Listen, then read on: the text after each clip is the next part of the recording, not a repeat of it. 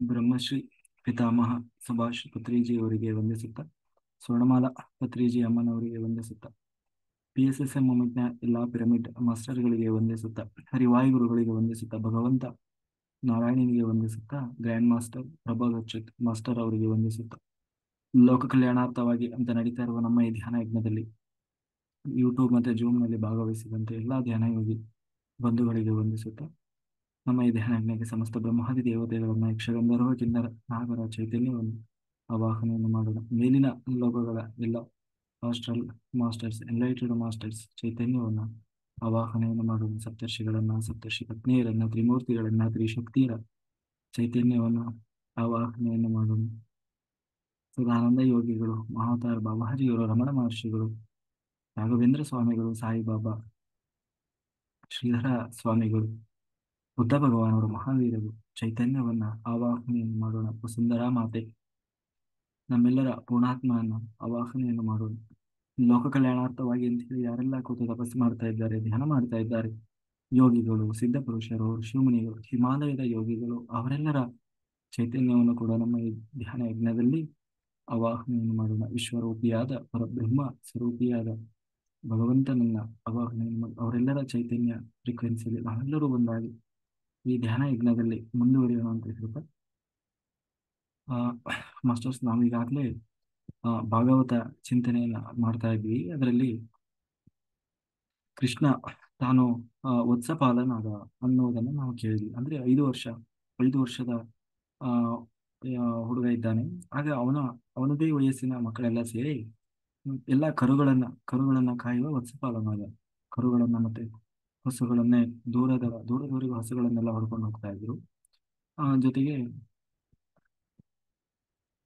ದೂರದವರೆಗೆ ಹಸುಗಳನ್ನ ಹೊಡ್ಕೊಂಡು ಹೋದ್ರೆ ಕರುಗಳನ್ನೆಲ್ಲ ಅಲ್ಲೇ ಸಮೀಪದಲ್ಲಿ ಸಣ್ಣ ಮಕ್ಕಳು, ಇವರು 5 ವರ್ಷದ ಹುಡುಗರು ಆಟ ಆಡಿಸ್ತಾ ಇದ್ರು.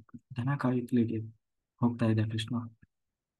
ಆಗ ಅಲ್ಲಿ ಎಲ್ಲಾ ಸುಂದರವಾದ, ಈಗ ನಾವು ಹಿಂದೆ ಕೇಳಿದ್ವಿ, ಅವರು ಈಗ ಆ ವೃಂದಾವನಕ್ಕೆ ಬಂದಿದ್ದಾರೆ. ನಂದಗೋಕುಲದಿಂದ ವೃಂದಾವನಕ್ಕೆ ಬಂದಿದ್ದಾರೆ. ಎರಡೂ ಕೂಡ ಯಮುನಾ ನದಿಯ ದಂಡೆಯಲ್ಲಿ ಇರುವಂತಹ ಜಾಗಗಳೇ.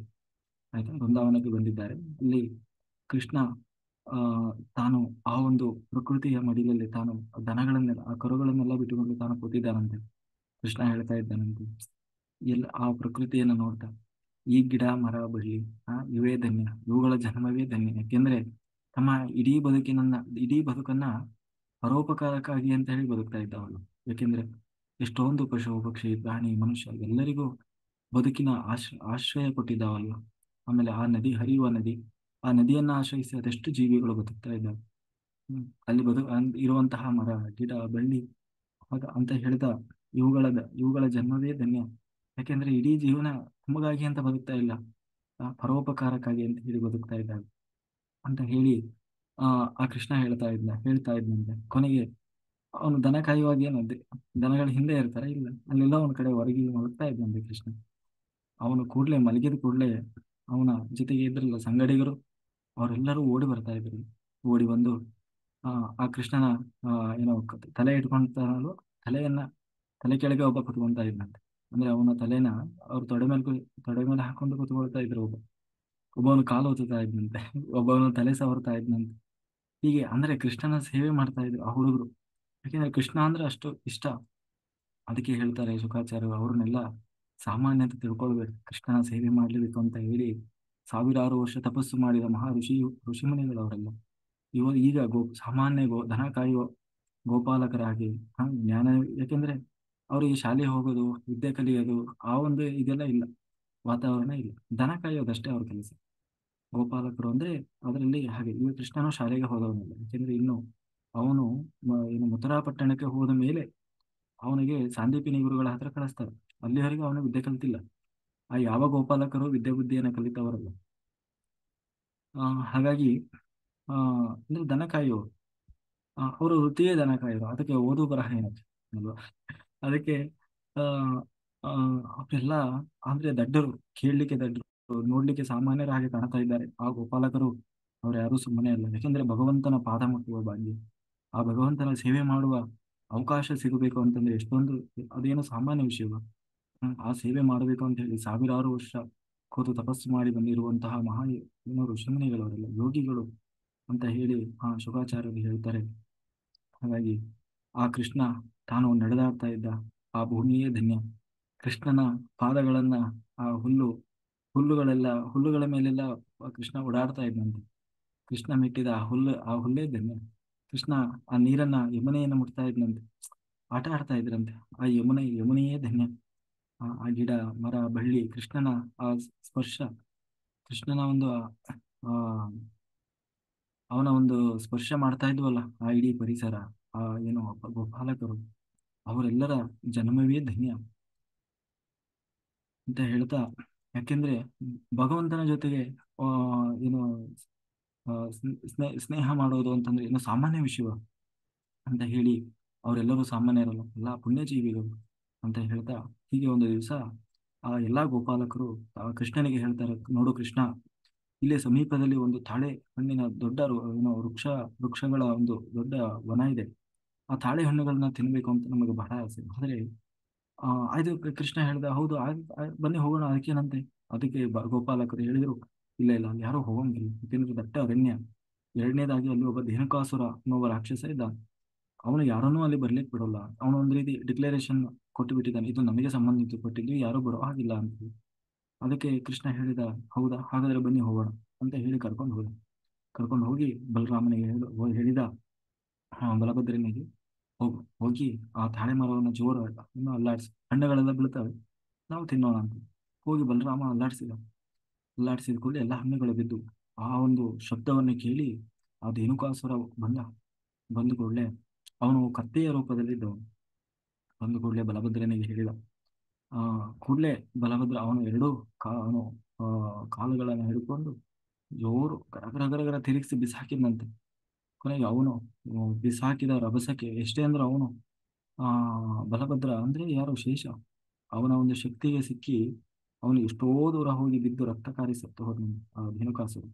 ಆಗ ಕೃಷ್ಣ ಹೇಳಿದ, ಇದು ಸಾರ್ವಜನಿಕವಾಗಿರುವ ಎಲ್ಲರಿಗೂ ಸಿಗಬೇಕಾದದ್ದು, ಇದನ್ನು ಯಾರೋ ಒಬ್ಬ ಬಂದು ಅವನ ಸ್ವಾರ್ಥಕ್ಕಾಗಿದ್ದು ನನಗೆ ಸೇರಿದ್ದು ಅಂತ ಹೇಳಿ ಹೀಗೆ ಡಿಕ್ಲರೇಷನ್ ಕೊಡೋದು ಅದು ತಪ್ಪಾಗ್ತದೆ ಅಂತ ಹೇಳಿ, ಹೀಗೆ ಯಾರೋ ಉಪಯೋಗಕ್ಕೂ ಬರದೇ ಇರುವಂತಹ ಆ ಒಂದು ವನವನ್ನ ತಾನು ಮುಕ್ತನನ್ನಾಗಿ ಮಾಡಿದ.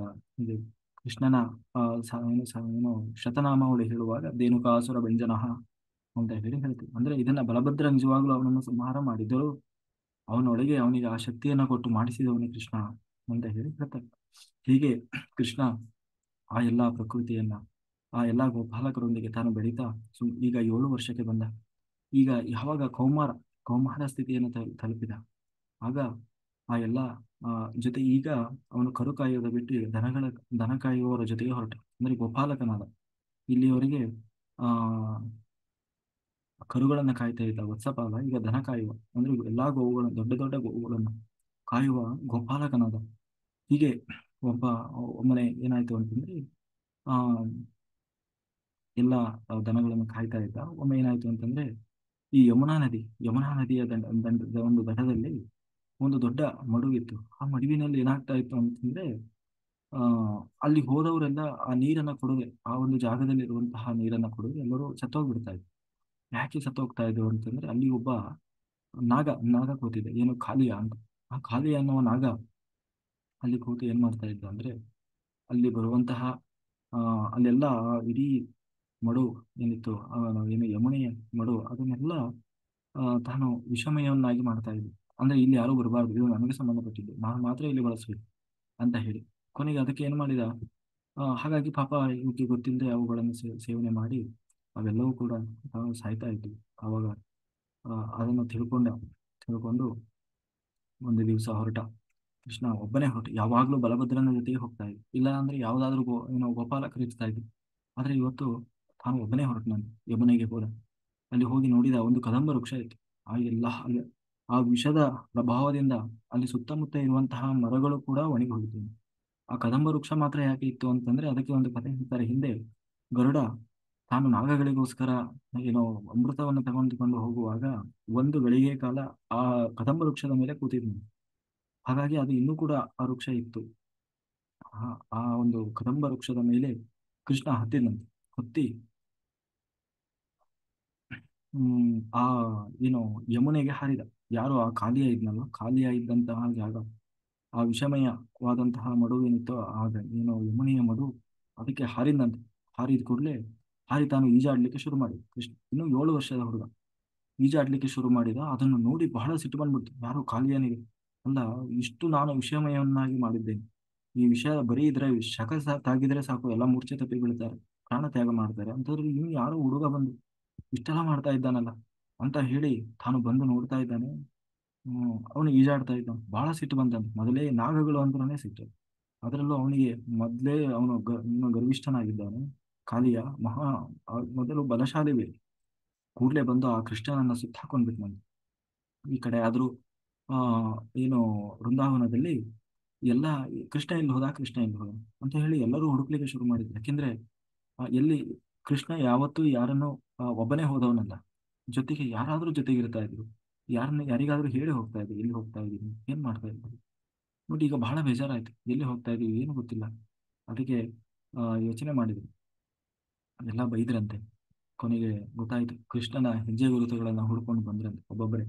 ಹ್ಮ್ ಒಬ್ಬೊಬ್ಬರೇ ಹೆಜ್ಜೆ ಗುರುತುಗಳನ್ನ ಹುಡುಕ್ತಾ ಹುಡುಕ್ತಾ ತಾನು ಕೃಷ್ಣ ಎಲ್ಲಿಗೆ ಹೋಗಿದ್ದಾನೆ, ಯಮುನಾ ನದಿ ದಡೆಯಲ್ಲಿ ಬಂದು ನಿಂತಿದ್ದಾನೆ, ಅಲ್ಲಿವರೆಗೂ ಬಂದ್ರಂತೆ.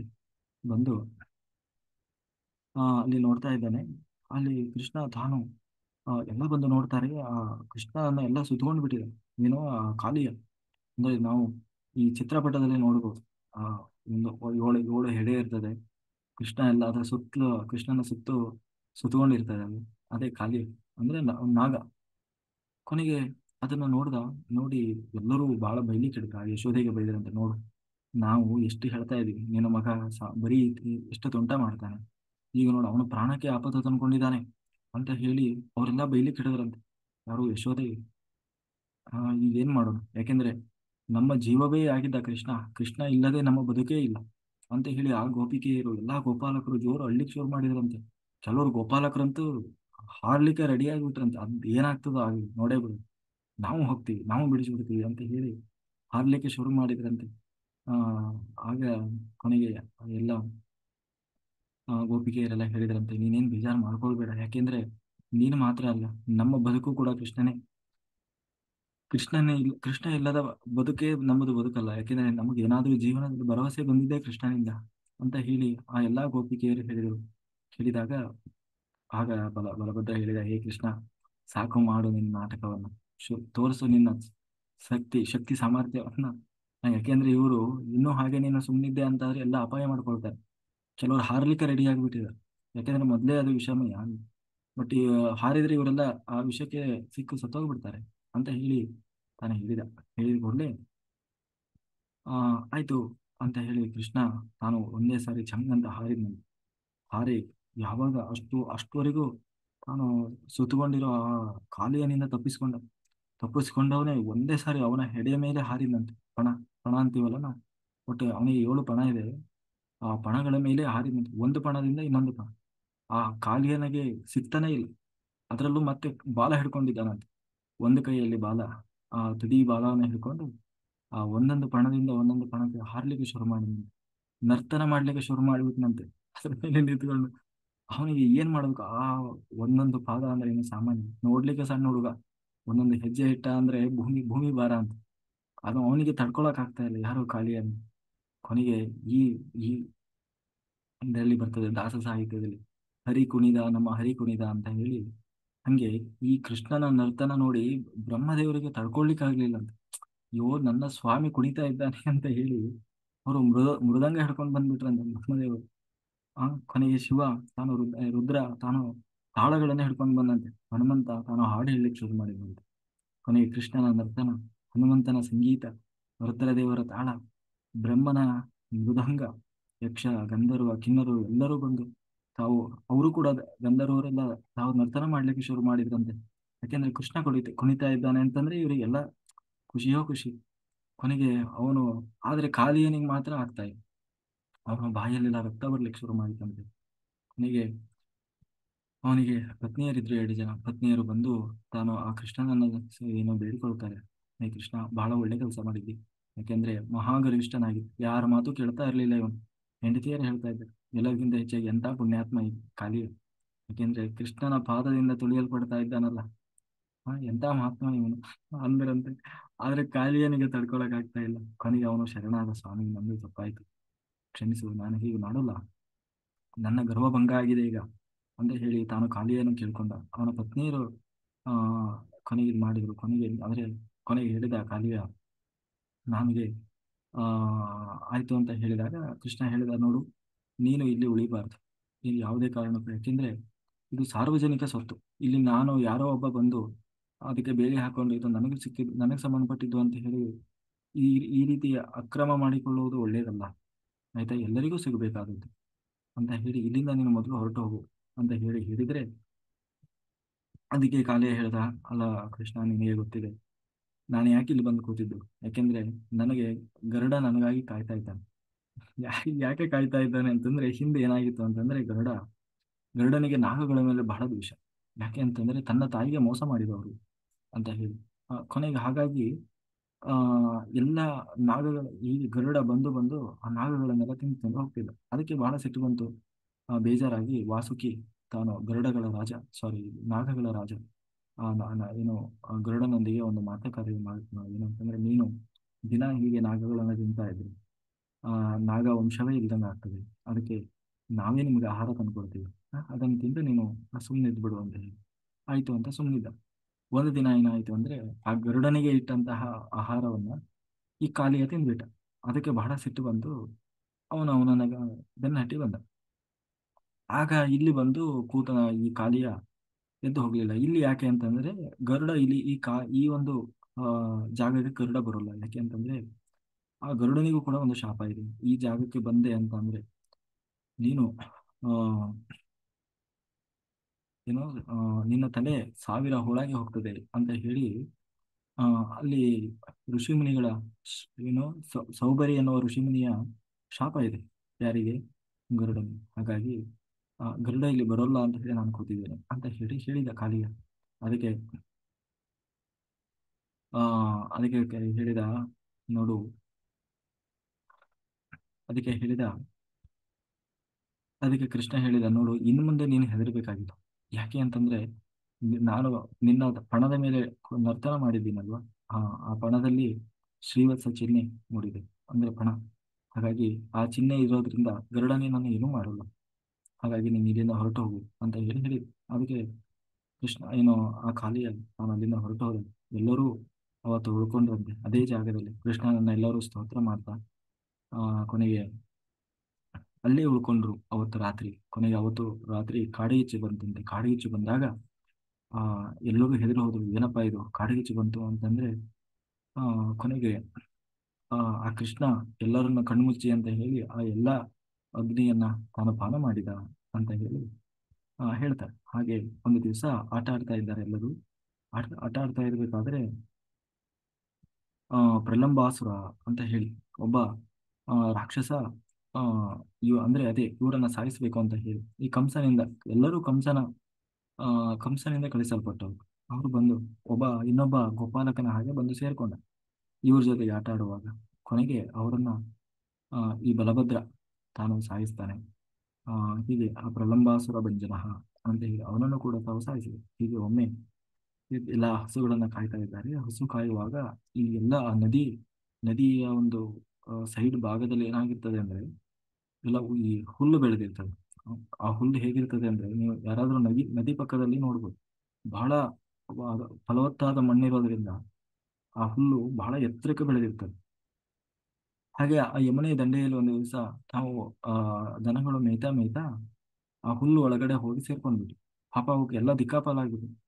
ಕೊನೆಗೆ ಅವು ಅಲ್ಲೇ ಎಲ್ಲೆಲ್ಲೋ ಹೋಗಿದಾವೆ. ಎಲ್ಲ ಅಲ್ಲಿಂದ ಒದರಾಕ್ ಶುರು ಮಾಡಿದ್ವು. ಆಮೇಲೆ ಗೋಪಾಲಕರಿಗೂ ಕೂಡ ಎಲ್ಲಿ ಹೋದವು ದನ, ಏನಾದವು, ಅದನ್ನ ಹುಡುಕೋದು ಕಷ್ಟ ಆಯ್ತು. ಆಗ ಕೃಷ್ಣ ಹೇಳಿದ, ನೀವೇನು ತಲೆ ಕೆಡಿಸ್ಕೋಬೇಡಿ ಅಂತ ಹೇಳಿ ಕೃಷ್ಣನ ಹತ್ರ ಒಂದು ಕೊಳಲು, ಅವಾಗ ಒಂದು ಕೊಳಲು ಸಿಕ್ಕಿತ್ತಂತೆ. ಆ ಕೊಳಲನ್ನ ತಾನು ಕೊಳಲು ನಾದ ಮಾಡ್ಲಿಕ್ಕೆ ಶುರು ಮಾಡಿದ. ಕೃಷ್ಣನ ಆ ಕೊಳಲು ನಾದ ಯಾವಾಗ ಶುರು ಮಾಡಿದ, ಆ ಎಲ್ಲಾ ಹಸುಗಳು ಬಾಲ ಎತ್ಕೊಂಡು ಓಡೋಡಿ ಅಂಬಾ ಅಂತ ಓಡೋಡಿ ಬಂದವು.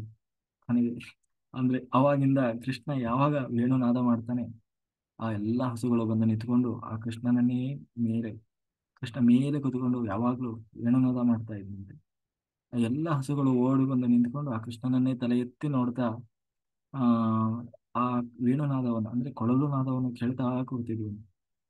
ಅಲ್ಲಿರುವಂತಹ ಪಶು ಪಕ್ಷಿ ಪ್ರತಿಯೊಂದು ಕೂಡ ಆ ಕೋತಿಗಳು ಸಹ ಕೂತ್ಕೊಂಡು ತಲೆದೂಗ್ತಾ ಇದ್ವಂತೆ ಆ ಕೃಷ್ಣನ ವೇಣುನಾದಕ್ಕೆ. ಹಾಗೆ ಹೇಳ್ತಾ ಆ ಆ ಒಂದು ಅದ್ಭುತ ದೃಶ್ಯ. ಯಾಕೆಂದ್ರೆ ಕೃಷ್ಣ ಕೊಳಲು ನಾದ ಮಾಡ್ಲಿಕ್ಕೆ ಹಿಡಿದ್ರೆ ಗೋಪಿಕೆಯರು ಸೀದಾ ಕಾಡಿಗೆ ಬಂದ್ಬಿಡ್ತಾ ಇದ್ರು. ಯಾಕಂದ್ರೆ ಆ ಕೃಷ್ಣನ ಆ ಕೊಳಲು ನಾದ ಕೇಳಬೇಕು ಅಂತೇಳಿ ಅದು ಹೇಗೆ ನಿಲ್ತಾ ಇದ್ದ, ತ್ರಿಭಂಗಿಯಲ್ಲಿ ನಿಲ್ತಾ ಇದ್ದಂತೆ. ಅಂದ್ರೆ ಎರಡು ಕೃಷ್ಣ ಕೊಳಲು ಊದೋದ ನೀವು ಚಿತ್ರಪಟದಲ್ಲಿ ನೋಡಿರ್ತೀರಿ. ಒಂದು ಕಾಲನ್ನ ಆ ಕಡೆ ಹಾಕಿ ತ್ರಿಭಂಗಿ. ತ್ರಿಭಂಗಿ ಅಂತಂದ್ರೆ ಹೀಗೆ, ಅಂದ್ರೆ ಒಂದು ಕಡೆ ಕಾಲು ಒಂದ್ ಕಡೆ ಆದ್ರೆ ಸೊಂಟ ಒಂದ್ ಕಡೆ ಇರ್ತದೆ, ಮತ್ತೆ ಮೇಲುಗಡೆ ಎದೆ ಭಾಗ ಒಂದ್ ಕಡೆ ಇರ್ತದೆ. ಅಂದ್ರೆ ಈ ಹಾವಿನ ಆಕಾರದಲ್ಲಿ ಇರ್ತದೆ, ಅದನ್ನ ತ್ರಿಭಂಗಿ ಅಂತ ಕರೀತಾರೆ. ಭರತನಾಟ್ಯದಲ್ಲಿ ಬರ್ತದೆ. ಹಾಗೆ ಆ ಹಾಗೆ ಆ ಕೃಷ್ಣ ತಾನು ನಿಂತ್ಕೊಂಡು ಆ ಒಂದು ಮರಕ್ಕೆ ವರ್ಕೊಂಡು ತಾನು ಆ ವೇಣುನಾದ ಮಾಡ್ತಾ ಇದ್ದೆ. ಆ ದೃಶ್ಯ ನೋಡ್ಲಿಕ್ಕೆ ಅಷ್ಟು ಅದ್ಭುತ ಇರ್ತಾ ಇತ್ತು. ಅಲ್ಲಿರೋ ಪಶು ಪಕ್ಷಿ ಪ್ರಾಣಿ, ಜಿಂಕೆಗಳು, ಆ ಹಸುಗಳು, ಗೋಪಾಲಕರು ಎಲ್ಲರೂ ಬಂದು ತಲೆದೂಗ್ತಾ ಇದ್ರಂತೆ. ಆ ಆಮೇಲೆ ಗೋಪಿಕೆಯರು ಎಲ್ಲರೂ ಬಂದು ನಿಂತ್ಕೊಂಡು ಬಿಡ್ತಿದ್ರಂತೆ. ಕಾಡಿಗೆ ಬಂದ್ಬಿಡ್ತಾ ಇದ್ರಂತೆ. ನಿಮ್ಗೆ ಅಷ್ಟು ಅದ್ಭುತವಾಗಿ ಅದಕ್ಕೆ ಹೇಳ್ತಾರೆ ಆ ಕೊಳಲು ಅದು ಸಾಮಾನ್ಯ ಕೊಳಲು ಅಲ್ಲ, ಅದು ಅದು ಸಾಕ್ಷಾತ್ ಮಹಾಲಕ್ಷ್ಮಿ ಅಂತ.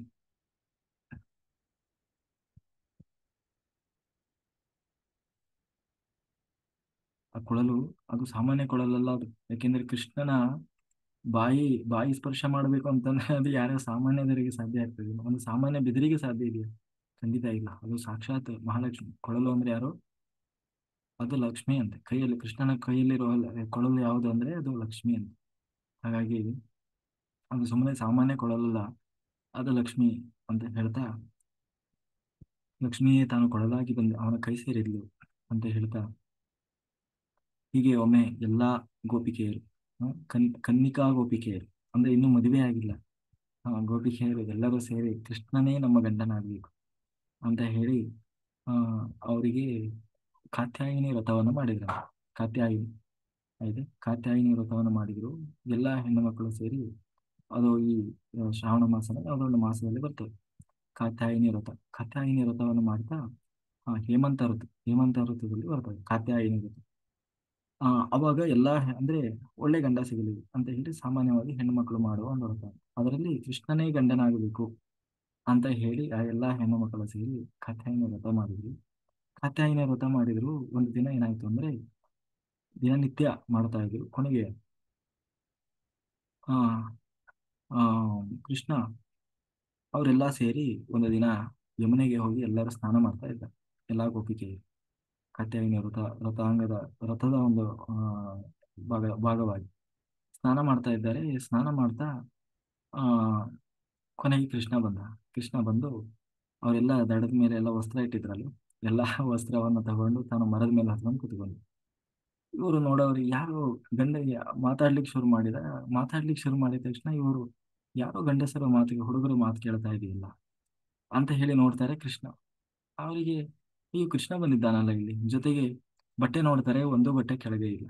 ಎಲ್ಲಾ ಬಟ್ಟೆ ತಗೊಂಡು ಮೇಲೆ ಆ ಮರದ ಮೇಲೆ ಹತ್ತಿ ಕೂತಿದ್ದಾನೆ. ಹ? ಅದಕ್ಕೆ ಅವರೆಲ್ಲ ಬೈಲಿ ಕೆಡಿದ್ರು. ಏನೋ ನೀನು ಹುಡುಗ ಆಗಿದಿ, ನಾಚಿಕೆ ಆಗಲ್ಲ ನಿನಗೆ? ಹೆಣ್ಣು ಮಕ್ಕಳು ಸ್ನಾನ ಮಾಡ್ತಾ ಇದ್ದೀವಿ ಇಲ್ಲಿ, ನಾವು ಇಲ್ಲಿ ಬಂದಿದ್ದೀವಿ ಅಂತ ಹೇಳಿ ತಾವು ಬೈಲಿ ಕೆಡಿದ್ರು. ಕೊಡು ಇಲ್ಲಿ ಬಟ್ಟೆನ ನಮಗೆ ಅಂತ. ಅವನೇನು ಮಾತಾಡ್ಲಿಲ್ಲ, ಸುಮ್ಮನೆ ಕೊಡಲು ಕೂತ್ಕೊಂಡ. ಅವಾಗ ಇವರು ಶುರು ಮಾಡಿದ್ರು ಒಬ್ಬೊಬ್ರೆ. ಗೊತ್ತಾಯ್ತು ಅವರಿಗೆ ಈಗ ಜೋರ್ ಮಾಡಿದ್ರೆ ಕೆಲಸ ಆಗಲ್ಲ, ಏನಾದ್ರು ಮಾಡಿ ನೈಸ್ ಮಾಡುದು ಅಂತ ಹೇಳಿ ಶುರು ಮಾಡಿದ್ರು. ನೀನು ನೋಡು ಕೃಷ್ಣ, ನೀನು ಹೀಗೆಲ್ಲ ಮಾಡೋನಲ್ಲ, ಯಾಕೆ ಎಷ್ಟು ಒಳ್ಳೆ ಹುಡುಗ. ಇಡೀ ನಮ್ಮನ ಆ ಏನು ನಂದ ಏನು ಆ ವೃಂದಾವನದಲ್ಲಿ ನಿನ್ ಬಗ್ಗೆನೇ ಎಲ್ಲರೂ ಹಾಡಿ ಹೋಗುತ್ತೆ. ಎಲ್ಲರೂ ನೀನು ಅಂದ್ರೆ ಅಷ್ಟು ಇಷ್ಟ. ಅಷ್ಟು ಚಂದ ಇದ್ದಿ, ಇಷ್ಟು ಚಂದ ಇದ್ದಿ, ನಿನ್ ಕೂದಲು ಹಾಗಿದಾವೆ ಹೀಗಿದಾವೆ, ನೀನು ಇಂಥ ಕೆಲಸ ಮಾಡ್ಬೋದಾ ಅಂತ ಹೇಳಿ ಅವರೆಲ್ಲ ಅವನ್ನ ಹಾಡ್ಲಿಕ್ಕೆ ಶುರು ಮಾಡಿದ್ರು. ಅದಕ್ಕೆ ಕೃಷ್ಣ ತಾನು ಗೊತ್ತಾಯ್ತು ಅವನಿಗೆ, ಸುಮ್ಮನೆ ಕೂಸಿ ಹೊಡಿತಾ ಇದ್ದಾರೆ ಇವರು, ಅವನು ಕೊಳಲು ಹೋಗ್ತಾನೆ ಇದ್ದ. ಅದಕ್ಕೆ ಕೃಷ್ಣ ಹೇಳಿದ ಆಯ್ತು. ಕೊನೆಗೆ ಹೇಳಿದ ಆಯ್ತು, ನಾನೇನು ನಿಮ್ಗೆ ಬಟ್ಟೆ ಕೊಡಲ್ಲ ಅಂತ ಹೇಳಿಲ್ಲ, ಬಂದ್ ತಗೊಂಡು ಹೋಗ್ರಿ. ಅವ್ರ ಹೆಂಗೆ ಬರ್ತಾರೆ, ಎಲ್ಲ ಬೆತ್ತಲೆಯಾಗಿ ಸ್ನಾನ ಮಾಡ್ತಾ ಇದ್ದಾರೆ. ಬಟ್ಟೆ ಎಲ್ಲ ಬಿಟ್ಟು ಬೆತ್ತಲೆಯಾಗಿ ಸ್ನಾನ ಮಾಡ್ತಾ ಇದ್ದಾರೆ. ಅದಕ್ಕೆ ಕೃಷ್ಣ ಹೇಳಿದ ಬಂದು ತಗೊಂಡೋಗಿ, ನಾನೇನು ಕೊಡಲ್ಲ ಅಂತ ಹೇಳಿಲ್ಲ, ನೀವು ಒಬ್ಬೊಬ್ಬರೇ ಬನ್ನಿ ತಗೊಂಡೋಗಿ. ಅದಕ್ಕೆ ಹೇಳ್ತಾರೆ, ಅಲ್ಲೋ ನಾವು ಬಟ್ಟೆ ಹಾಕೊಂಡಿಲ್ಲ, ಅದು ಹೆಂಗೆ ಬಾ ಅಂದ ಹೆಂಗೆ ಬರೋಣ ಫಸ್ಟ್ ನೀನು ಇಳಿದು ಹೋಗು ನಮಗೆ ಬಟ್ಟೆ ಕೊಟ್ಟು. ಅದಕ್ಕೆ ಹೇಳಿದ ಕೃಷ್ಣ, ಇಲ್ಲ ನೀವು ಬಂದು ತಗೊಂಡು ಹೋಗಿ. ಮಾತು ಅಂದ್ರೆ ಮಾತಷ್ಟೇ. ಅದಕ್ಕೆ ಅವ್ರು ಹೇಳ್ತಾರೆ, ನೀನು ಹಿಂಗೆಲ್ಲ ಹಠ ಮಾಡಿದ್ರೆ ನಾವು ರಾಜನಿಗೆ ಹೇಳ್ಬಿಡ್ತೀವಿ ಅಂತ ಹೆದರಿಸಿದ್ರು. ಹೌದಾ, ಹೋಗಿ ಹೇಳ್ರಿ ಹಂಗೆ. ಈಗ ಏನು ಹೇಳಿ ಏನ್ ಹೇಳ್ತಾರ ಅವ್ರು? ಅದಕ್ಕೆ ಕೃಷ್ಣ ಹೇಳಿದ, ಹೋಗಿ ಹೇಳ್ರಿ ಅಂತ ಹೇಳಿ. ಅದಕ್ಕೆ ಹೇಳ, ಇಲ್ಲ ಇಲ್ಲ ಆ ಆ, ಹೇಳಿದಾಗ ಅದಕ್ಕೆ ಅವ್ರು ಹೇಳಿದ್ರು, ನೋಡಪ್ಪ ಹೀಗೆಲ್ಲ ಮಾಡಬಾರ್ದು. ನಾವು ಹೆಣ್ಣು ಮಕ್ಕಳು, ಅದು ಹೆಂಗೆ ನೀವು ಬಾ ಅಂದ್ರೆ ನಾವು ಬಟ್ಟೆ ಇಲ್ಲ ಏನಿಲ್ಲ ಹೆಂಗೆ ಬರೋಣ ಮೇಲಕ್ಕೆ? ಅದಕ್ಕೆ ಹೇಳಿದ, ನಿಮಗೆ ಶಾಸ್ತ್ರದ ಜ್ಞಾನ ಗೊತ್ತಿಲ್ಲ. ಯಾವತ್ತೂ ನದಿಯಲ್ಲಿ ಇಳಿದು ಸ್ನಾನ ಮಾಡುವಾಗ ಬೆತ್ತಲೆಯಾಗಿ ಸ್ನಾನ ಮಾಡಬಾರ್ದು. ಅದು ಗಂಗೆಗೆ ಮಾಡುವ ಅವಮಾನ ಅಂತ. ಸ್ನಾನ ಮಾಡುವಾಗ, ರಾತ್ರಿ ಮಲಗುವಾಗ ಯಾರೂ ಬೆತ್ತಲೆ ಮಲಗಬಾರ್ದು. ಸ್ವಲ್ಪವಾದರೂ ವಸ್ತ್ರವನ್ನು ಇಟ್ಟುಕೊಂಡೇ ಮಲಗಬೇಕು. ಸ್ನಾನ ಮಾಡುವಾಗಲೂ ಒಬ್ಬರೇ ಸ್ನಾನ ಮಾಡುವಾಗ, ಎಲ್ಲೇ ಇರಲಿ, ಅದು ನದಿ ಇರಲಿ, ಮನೆ ಇರಲಿ, ಎಲ್ಲಾದರೂ ಆಗಿರಲಿ, ಸ್ನಾನ ಮಾಡುವಾಗ ಸಂಪೂರ್ಣ ಬಟ್ಟೆಯನ್ನು ಬಿಚ್ಚಿ ಯಾರೂ ಸ್ನಾನ ಮಾಡಬಾರ್ದು. ಅದು ಧರ್ಮದ ರಹಸ್ಯ. ಯಾಕಂದ್ರೆ ಅದು ಗಂಗೆಗೆ ಮಾಡುವ ಅವಮಾನ. ನೀವು ಇಷ್ಟು ಪರಿಶುದ್ಧಳಾದ ಗಂಗೆ, ಯಮುನೆ ಅಂದ್ರೆ ಯಾರು? ಗಂಗೆ. ಆ ಗಂಗೆಯ ಒಂದು ಭಾಗ ಅಲ್ವಾ? ಹಾ, ಹಾಗೆ ನೀವು ಬೆತ್ತಲೆಯಾಗಿ ಸ್ನಾನ ಮಾಡ್ತಾ ಇದ್ದೀರಿ. ಅದು ಬರೀ ಗಂಗೆಗೆ ಮಾತ್ರ ಅವಮಾನ ಅಲ್ಲ, ಕಾತ್ಯಾಯಿನಿಗೆ ಮಾಡುವ ದೊಡ್ಡ ಅವಮಾನ ಅದು. ಹಾಗಾಗಿ ನೀವು ತಪ್ಪು ಮಾಡಿದ್ದೀರಿ. ಅದಕ್ಕೆ ಪಶ್ಚಾತ್ತಾಪ ಪ್ರಾಯಶ್ಚಿತ್ತ ಆಗಬೇಕಲ್ಲ, ಬನ್ನಿ. ಅದಕ್ಕೆ ಪ್ರಾಯಶ್ಚಿತ್ತ ಇದು. ಅದಕ್ಕೆ ಹೇಳಿದ್ರು, ಅಯ್ಯೋ ಕೃಷ್ಣ, ಏನಿದು ನಮ್ಗೆ ಅಗ್ನಿ ಪರೀಕ್ಷೆ? ಅದಕ್ಕೆ ಹೇಳಿದ, ನನ್ನ ಮುಂದೆ ಆಯ್ತು, ಇನ್ನೇನ್ ಮಾಡೋದು? ಏನು ಮಾಡಿದ್ರು, ಎಷ್ಟು ಕಾಡಿಸಿದ್ರು ಕೃಷ್ಣ ಬಿಡ್ತಾ ಇಲ್ಲ. ಆಯ್ತು ಬಂದ್ರಂತೆ. ಏನೋ ಎರಡೂ ಕೈಗಳಿಂದ ತಾವು ಮರೆ ಮಾಡಿಕೊಂಡು ಬಂದ್ರಂತೆ. ಬಂದ್ರೆ ಕೃಷ್ಣ ಹೇಳ್ತಾನೆ, ಇವೆಲ್ಲ ನಡೆಯಲ್ಲ. ನನ್ನ ಎಲ್ಲವನ್ನ ಬಲ್ಲವನು ನಾನು. ಆಯ್ತಾ? ಮುಚ್ಚುಮರೆ ಇರಬಾರ್ದು, ಯಾಕೆಂದ್ರೆ ಎಲ್ಲರ ಮರ್ಮ ತಿಳಿದವನು ನಾನು. ನೀವು ಯಾರೂ ಕೂಡ ನನ್ನ ಕಣ್ಣು ತಪ್ಪಿಸಿ ಏನೂ ಮಾಡ್ಲಿಕ್ಕೆ ಸಾಧ್ಯ ಇಲ್ಲ. ಹಾ, ಯಾಕೆಂದ್ರೆ ಇದು ನಿಮಗೆ ಪಶ್ಚಾತ್ತಾಪ ಪ್ರಾಯಶ್ಚಿತ್ತ. ನೀವು ಮಾಡಿದ್ದು ಕಳ್ಕೊಳ್ಬೇಕು ಅಂತ. ಯಾಕೆಂದ್ರೆ ನನ್ನ ಮುಂದೆ, ದೇವ್ರ ಮುಂದೆ ಹೋದಾಗ ಅಲ್ಲಿ ಮಾನ ಮರ್ಯಾದೆ ಅಂಜಿಕೆ ಯಾವುದನ್ನು ಎಲ್ಲ ಬಿಟ್ಟು ನಿಲ್ಲಬೇಕು ದೇವ್ರ ಮುಂದೆ ಅಂತ ಹೇಳಿದ ಕೃಷ್ಣ. ಇನ್ನೇನ್ ಮಾಡುದು? ಕೃಷ್ಣ ಯಾಕೋ ಬಿಡೋಸ್ತರ ಕಾಣ್ತಾ ಇಲ್ಲ ಅಂತ ಹೇಳಿ, ಕೃಷ್ಣ ಹೇಳಿದ ಹಾಗೆ ಬಂದು ತಾವು ವಸ್ತ್ರವನ್ನು ತಗೊಂಡ್ರಂತೆ. ಆಗ ಆಯ್ತು ಅಂತ ಹೇಳಿ ಕೃಷ್ಣ ತಾನು ಅನುಗ್ರಹವನ್ನು ಮಾಡಿದ ಅಂತ ಹೇಳ್ತಾ. ಯಾಕೆಂದ್ರೆ ಕೃಷ್ಣನಾದ್ರು ಯಾಕೆ ಹಾಗೆ ಮಾಡಿದ ಅಂತಂದ್ರೆ, ಅದು ಮರ್ಮ ಅದು. ಯಾಕೆಂದ್ರೆ ದೇವರ ಮುಂದೆ ಹೋದಾಗ ನಾವು ಮಾನ ಮರ್ಯಾದೆ ಬಿಟ್ಟು, ಅದಕ್ಕೆ ಏನು ದಾಸ ಸಾಹಿತ್ಯದಲ್ಲಿ ಒಂದು ಹಾಡೇ ಬರ್ತದೆ. ಕಾಗದ ಬಂದಿದೆ ನಮ್ಮ ಕಮಲನಾಭನದು, ಲಜ್ಜೆ ಬಿಟ್ಟು ಕುಣಿಯಿರೆಂದು ಕಾಗದ ಬಂದಿದೆ ಅಂತ. ಅಂದ್ರೆ ಲಜ್ಜೆ ಬಿಟ್ಟು, ನಾಚಿಕೆ ಬಿಟ್ಟು ದೇವ್ರ ಮುಂದೆ ಸ್ತೋತ್ರ ಮಾಡಬೇಕು, ಏನೋ ಭಕ್ತಿ ಮಾಡಬೇಕು. ಅವ್ರೇನ್ ಅನ್ಕೊಂತಾರೋ ಏನೋ, ಇವ್ರೇನ ಒಂದು ಹಾಡು ಹೇಳಿದ್ರೆ ಅವ್ರೇನ್ ಅನ್ಕೊಂಡ್ ಬಿಡ್ತಾರೋ ಏನೋ, ಸ್ತೋತ್ರ ಹೇಳಿದ್ರೆ ಇವ್ರು ನನ್ನೇ ನೋಡ್ತಾ ಇದ್ದಾರೆ, ನಾನು ಹೆಂಗೆ ದೇವ್ರಿಗೆ ನಮಸ್ಕಾರ ಮಾಡ್ಲಿ, ನಾನು ಹೆಂಗೆ ಅದು ಬಿಡ್ಲಿ? ಅವೆಲ್ಲ ಇರಬಾರ್ದು. ಭಗವಂತನ ಮುಂದೆ ಹೋದಾಗ ಮಾನ ಅಪಮಾನಗಳನ್ನ ಬಗ್ಗೆ ಯೋಚನೆ ಮಾಡಬಾರ್ದು. ತಮ್ಮ ಸರ್ವಸ್ವವನ್ನು ಕೂಡ ಭಗವಂತನಿಗೆ ಶರಣಾಗಬೇಕು. ಆಯ್ತಾ? ದೇವರು ಎಲ್ಲವನ್ನೂ ಬಲ್ಲವ. ಅವನಿಗೆ ಬಟ್ಟೆ ಹಾಕೊಳ್ಳದೆ ಇರಲಿ, ಎಲ್ಲರೂ ಅವನ ಮಕ್ಕಳೇ. ಹೀಗಾಗಿ ಆ ನನ್ನ ಮುಂದೆ ಇವೆಲ್ಲ ನಡೆಯೋಲ್ಲ ಅಂತ ಹೇಳಿ ತಾನು ಆ ಒಂದು ಶಾಸ್ತ್ರದ ಒಂದು ಇದನ್ನ ಹೇಳಿದ ಆ ಅಂತ ಹೇಳ್ತಾ ಕೊನೆಗೆ ಹೀಗೆ ಒಮ್ಮೆ ಏನಾಯ್ತು ಅಂತಂದ್ರೆ, ಆ ಸಮಯ ಇದೆಯಲ್ಲ, ಓಕೆ. ಏನು ಅಂತ ಇದೆ ಅಂದ್ರೆ, ಅಂಗೀರಸ ಏನು ಸತ್ರ. ಹೀಗೆ ಕೃಷ್ಣ ಒಮ್ಮೆ ಕಾಡಲ್ಲಿ ತಾನು ದನ ಕಾಯಲಿಕ್ಕೆ ಹೋಗಿದ್ದಾನೆ. ಎಲ್ಲಾ ಗೋಪಾಲಕರು, ಬಹಳ ಜನ ಗೋಪಾಲಕರು ಇದ್ದಾರೆ. ಆ ಕೃಷ್ಣ ಇದ್ದಾನೆ. ಕೃಷ್ಣ ಇನ್ನು 8 ವರ್ಷದ ಹುಡುಗ. ಕೃಷ್ಣ 8 ವರ್ಷದ ಹುಡುಗ. ತಾನು ಅವಾಗ ಆಗ್ಲೇ ಕೃಷ್ಣನ ಒಂದು ಪ್ರಖ್ಯಾತಿ ಅನ್ನೋದು ಬಹಳ ಪ್ರಚಾರ ಆಯಿತು. ಆಮೇಲೆ ಕೃಷ್ಣ ಅವತಾರ ಮಾಡೋದಕ್ಕಿಂತ ಮುಂಚೆನೂ ಕೂಡ ಜನರಲ್ಲಿ ಒಂದು ಗೊತ್ತಿದೆ, ಕೃಷ್ಣ ಬರ್ತಾನೆ, ಕೃಷ್ಣ ಅಂತ ಹೇಳಿ ಭಗವಂತ ತಾನು ಅವತಾರ ಮಾಡಿ ಬರ್ತಾನೆ ಅನ್ನೋದು ಎಲ್ಲರಿಗೂ. ಈಗ ನಮಗೆ ಗೊತ್ತಿಲ್ವ ಕಲ್ಲಿಕೆ ಅಂದ್ರೆ ಬರ್ತಾನೆ ಅಂತ? ಹಾಗೆ ಕೃಷ್ಣ ಅವನು ಬರ್ತಾನೆ ಅನ್ನೋದು ಗೊತ್ತಿತ್ತು. ಕೃಷ್ಣ ಅಂದ್ರೆ ಭಗವಂತ ಅಂತ ಕೆಲವರಿಗೆ ಗೊತ್ತಿತ್ತು. ಆದ್ರೆ ಗೋಪಾಲಕರಿಗೆ ಸ್ವಲ್ಪ ಜ್ಞಾನ ಕಡಿಮೆ ಇರೋದ್ರಿಂದ ನಮ್ಮ ಹಂಗೆ ಅವನು ಒಬ್ಬ ಹುಡುಗ ಅಂತ ಅನ್ಕೊಂಡಿದ್ರು. ಅವ್ರಿಗೆ ಇನ್ನೂ ದೇವರು ಅಂತ ಯಾರಿಗೂ ಗೊತ್ತಿಲ್ಲ. ಕೃಷ್ಣ ದೇವರು ಅನ್ನುವ ಜ್ಞಾನ ಇನ್ನೂ ಯಾರಿಗೂ ಬಂದಿಲ್ಲ. ಈಗ ಇವಾಗ ಹೇಳಿದ್ದಾರೆ, ಕೃಷ್ಣ ಗರ್ಗಾಚಾರ್ಯರು ಹೇಳಿದ್ದಾರೆ, ನೋಡಪ್ಪ ಇವನು ಬೇರೆ ಯಾರು ಅಲ್ಲ, ಸಾಕ್ಷಾತ್ ಭಗವಂತ. ಆದ್ರೂ ಅವರಿಗೆ ದೇವರು, ಎಲ್ಲರ ಮಕ್ಕಳು ಅಂದ್ರೆ ದೇವರ ಅಲ್ವಾ? ಸೊ ಹಂಗೆ ತಿಳ್ಕೊಂಡಿದ್ದಾರೆ ಅವರು. ಅವ್ರಿಗೆ ಇನ್ನೂ ಕೃಷ್ಣನ ಶಕ್ತಿ ಗೊತ್ತಾಗಿಲ್ಲ. ಅದಕ್ಕೆ ಆ ಒಂದು ಸಾರಿ ಏನಾಯ್ತು ಅಂದ್ರೆ, ದನ ಕಾಯ್ಲಿಕ್ಕೆ ಹೋಗಿದ್ದಾನೆ. ದನ ಕಾಯ್ಲಿಕ್ಕೆ ಹೋಗುವಾಗ ಸಮೀಪದಲ್ಲಿ ಒಂದು ಹಳ್ಳಿ ಇದೆ. ಹಳ್ಳಿಯಲ್ಲಿ ಎಲ್ಲಾ ಬ್ರಾಹ್ಮಣರು, ಅಂದ್ರೆ ಒಂದು ಅಗ್ರಹಾರ ಅಂತೀವಲ್ಲ, ಅಂದ್ರೆ ಎಲ್ಲಾ ಬ್ರಾಹ್ಮಣರು ಇರುವಂತಹ ಜಾಗ. ಅಗ್ರಹಾರ ಅಂದ್ರೆ ಏನೋ ಬ್ರಾಹ್ಮಣರ ಕೇರಿ ಅಂತ. ಅಲ್ಲಿ ಎಲ್ಲಾ ವೇದ ಶಾಸ್ತ್ರ ಉಪನಿಷತ್ತು ಎಲ್ಲ ಯಾವಾಗಲೂ ಯಜ್ಞ ಯಾಗಗಳು ನಡೀತಾ ಇರುತ್ತೆ. ಹೀಗೆ ಅಂಗೀರಸ ಸತ್ರ ಅಂತ ಹೇಳಿ ಕೃಷ್ಣನನ್ನೇ ಕುರಿತು ಮಾಡ್ತಾ ಇರುವ ಸತ್ರ. ಅಂದ್ರೆ ದೇವರು ಭಗವಂತನನ್ನ ಕುರಿತು ಒಂದು ದೊಡ್ಡ ಯಾಗ ಮಾಡ್ತಾ ಇದ್ದಾರೆ. ಅದಕ್ಕೆ ಕೃಷ್ಣ ಹೇಳಿದ, ಅವನಿಗೆ ಏನು ಗೊತ್ತಿಲ್ಲ, ಯಾರು ಕರೆದಿಲ್ಲ, ಆದ್ರೆ ಹೇಳಿದವ ನೋಡಿ ಇಲ್ಲಿ ಸ್ವಲ್ಪ ದೂರದಲ್ಲಿ ಒಂದು ಹಳ್ಳಿ ಇದೆ. ಗೋಪಾಲಕರು ಏನು ಹೇಳಿದ್ರು, ಕೃಷ್ಣ ಬಹಳ ಹೊಟ್ಟೆ ಹಸಿತಾ ಇದೆ, ಏನಾದರೂ ಮಾಡು, ನನಗೆ ಏನಾದರೂ ಊಟ ಬೇಕು. ಅದಕ್ಕೆ ಕೃಷ್ಣ ಹೇಳಿದ, ಇಲ್ಲಿ ಸಮೀಪದಲ್ಲಿ ಒಂದು ಹಳ್ಳಿ ಇದೆ, ಅಲ್ಲಿ ನನ್ನನ್ನೇ ಉದ್ದೇಶಿಸಿ ಒಂದು ನೀರಸ ಸತ್ರ ನಡೀತಾ ಇದೆ, ದೊಡ್ಡ ಯಾಗ. ಆ ಯಾಗಕ್ಕೆ ಹೋಗು, ಅಲ್ಲಿ ನಾನು ಕೃಷ್ಣ ಕೇಳ್ತಾ ಇದ್ದಾನೆ ಅಂತ ಕೇಳು, ಊಟ, ಕೃಷ್ಣನಿಗೆ ಊಟ ಬೇಕಂತೆ, ಅದಕ್ಕೆ ಊಟ ಬೇಕು, ಕೃಷ್ಣ ಕೇಳ್ತಾ ಇದ್ದಾನೆ ಅಂತ ಹೇಳು, ಅವರು ಕೊಡ್ತಾರೆ.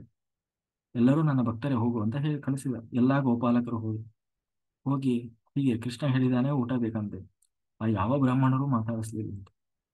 ಕೊನೆಗೆ, ಏಯ್ ದನ ಕಾಯೋರಿಗೆ ಏನೋ ಕೆಲಸ ಇಲ್ಲ, ಹೋಗ್ರೋ ಅಂತ ಹೇಳಿ ಓಡಿಸ್ಬಿಟ್ರು.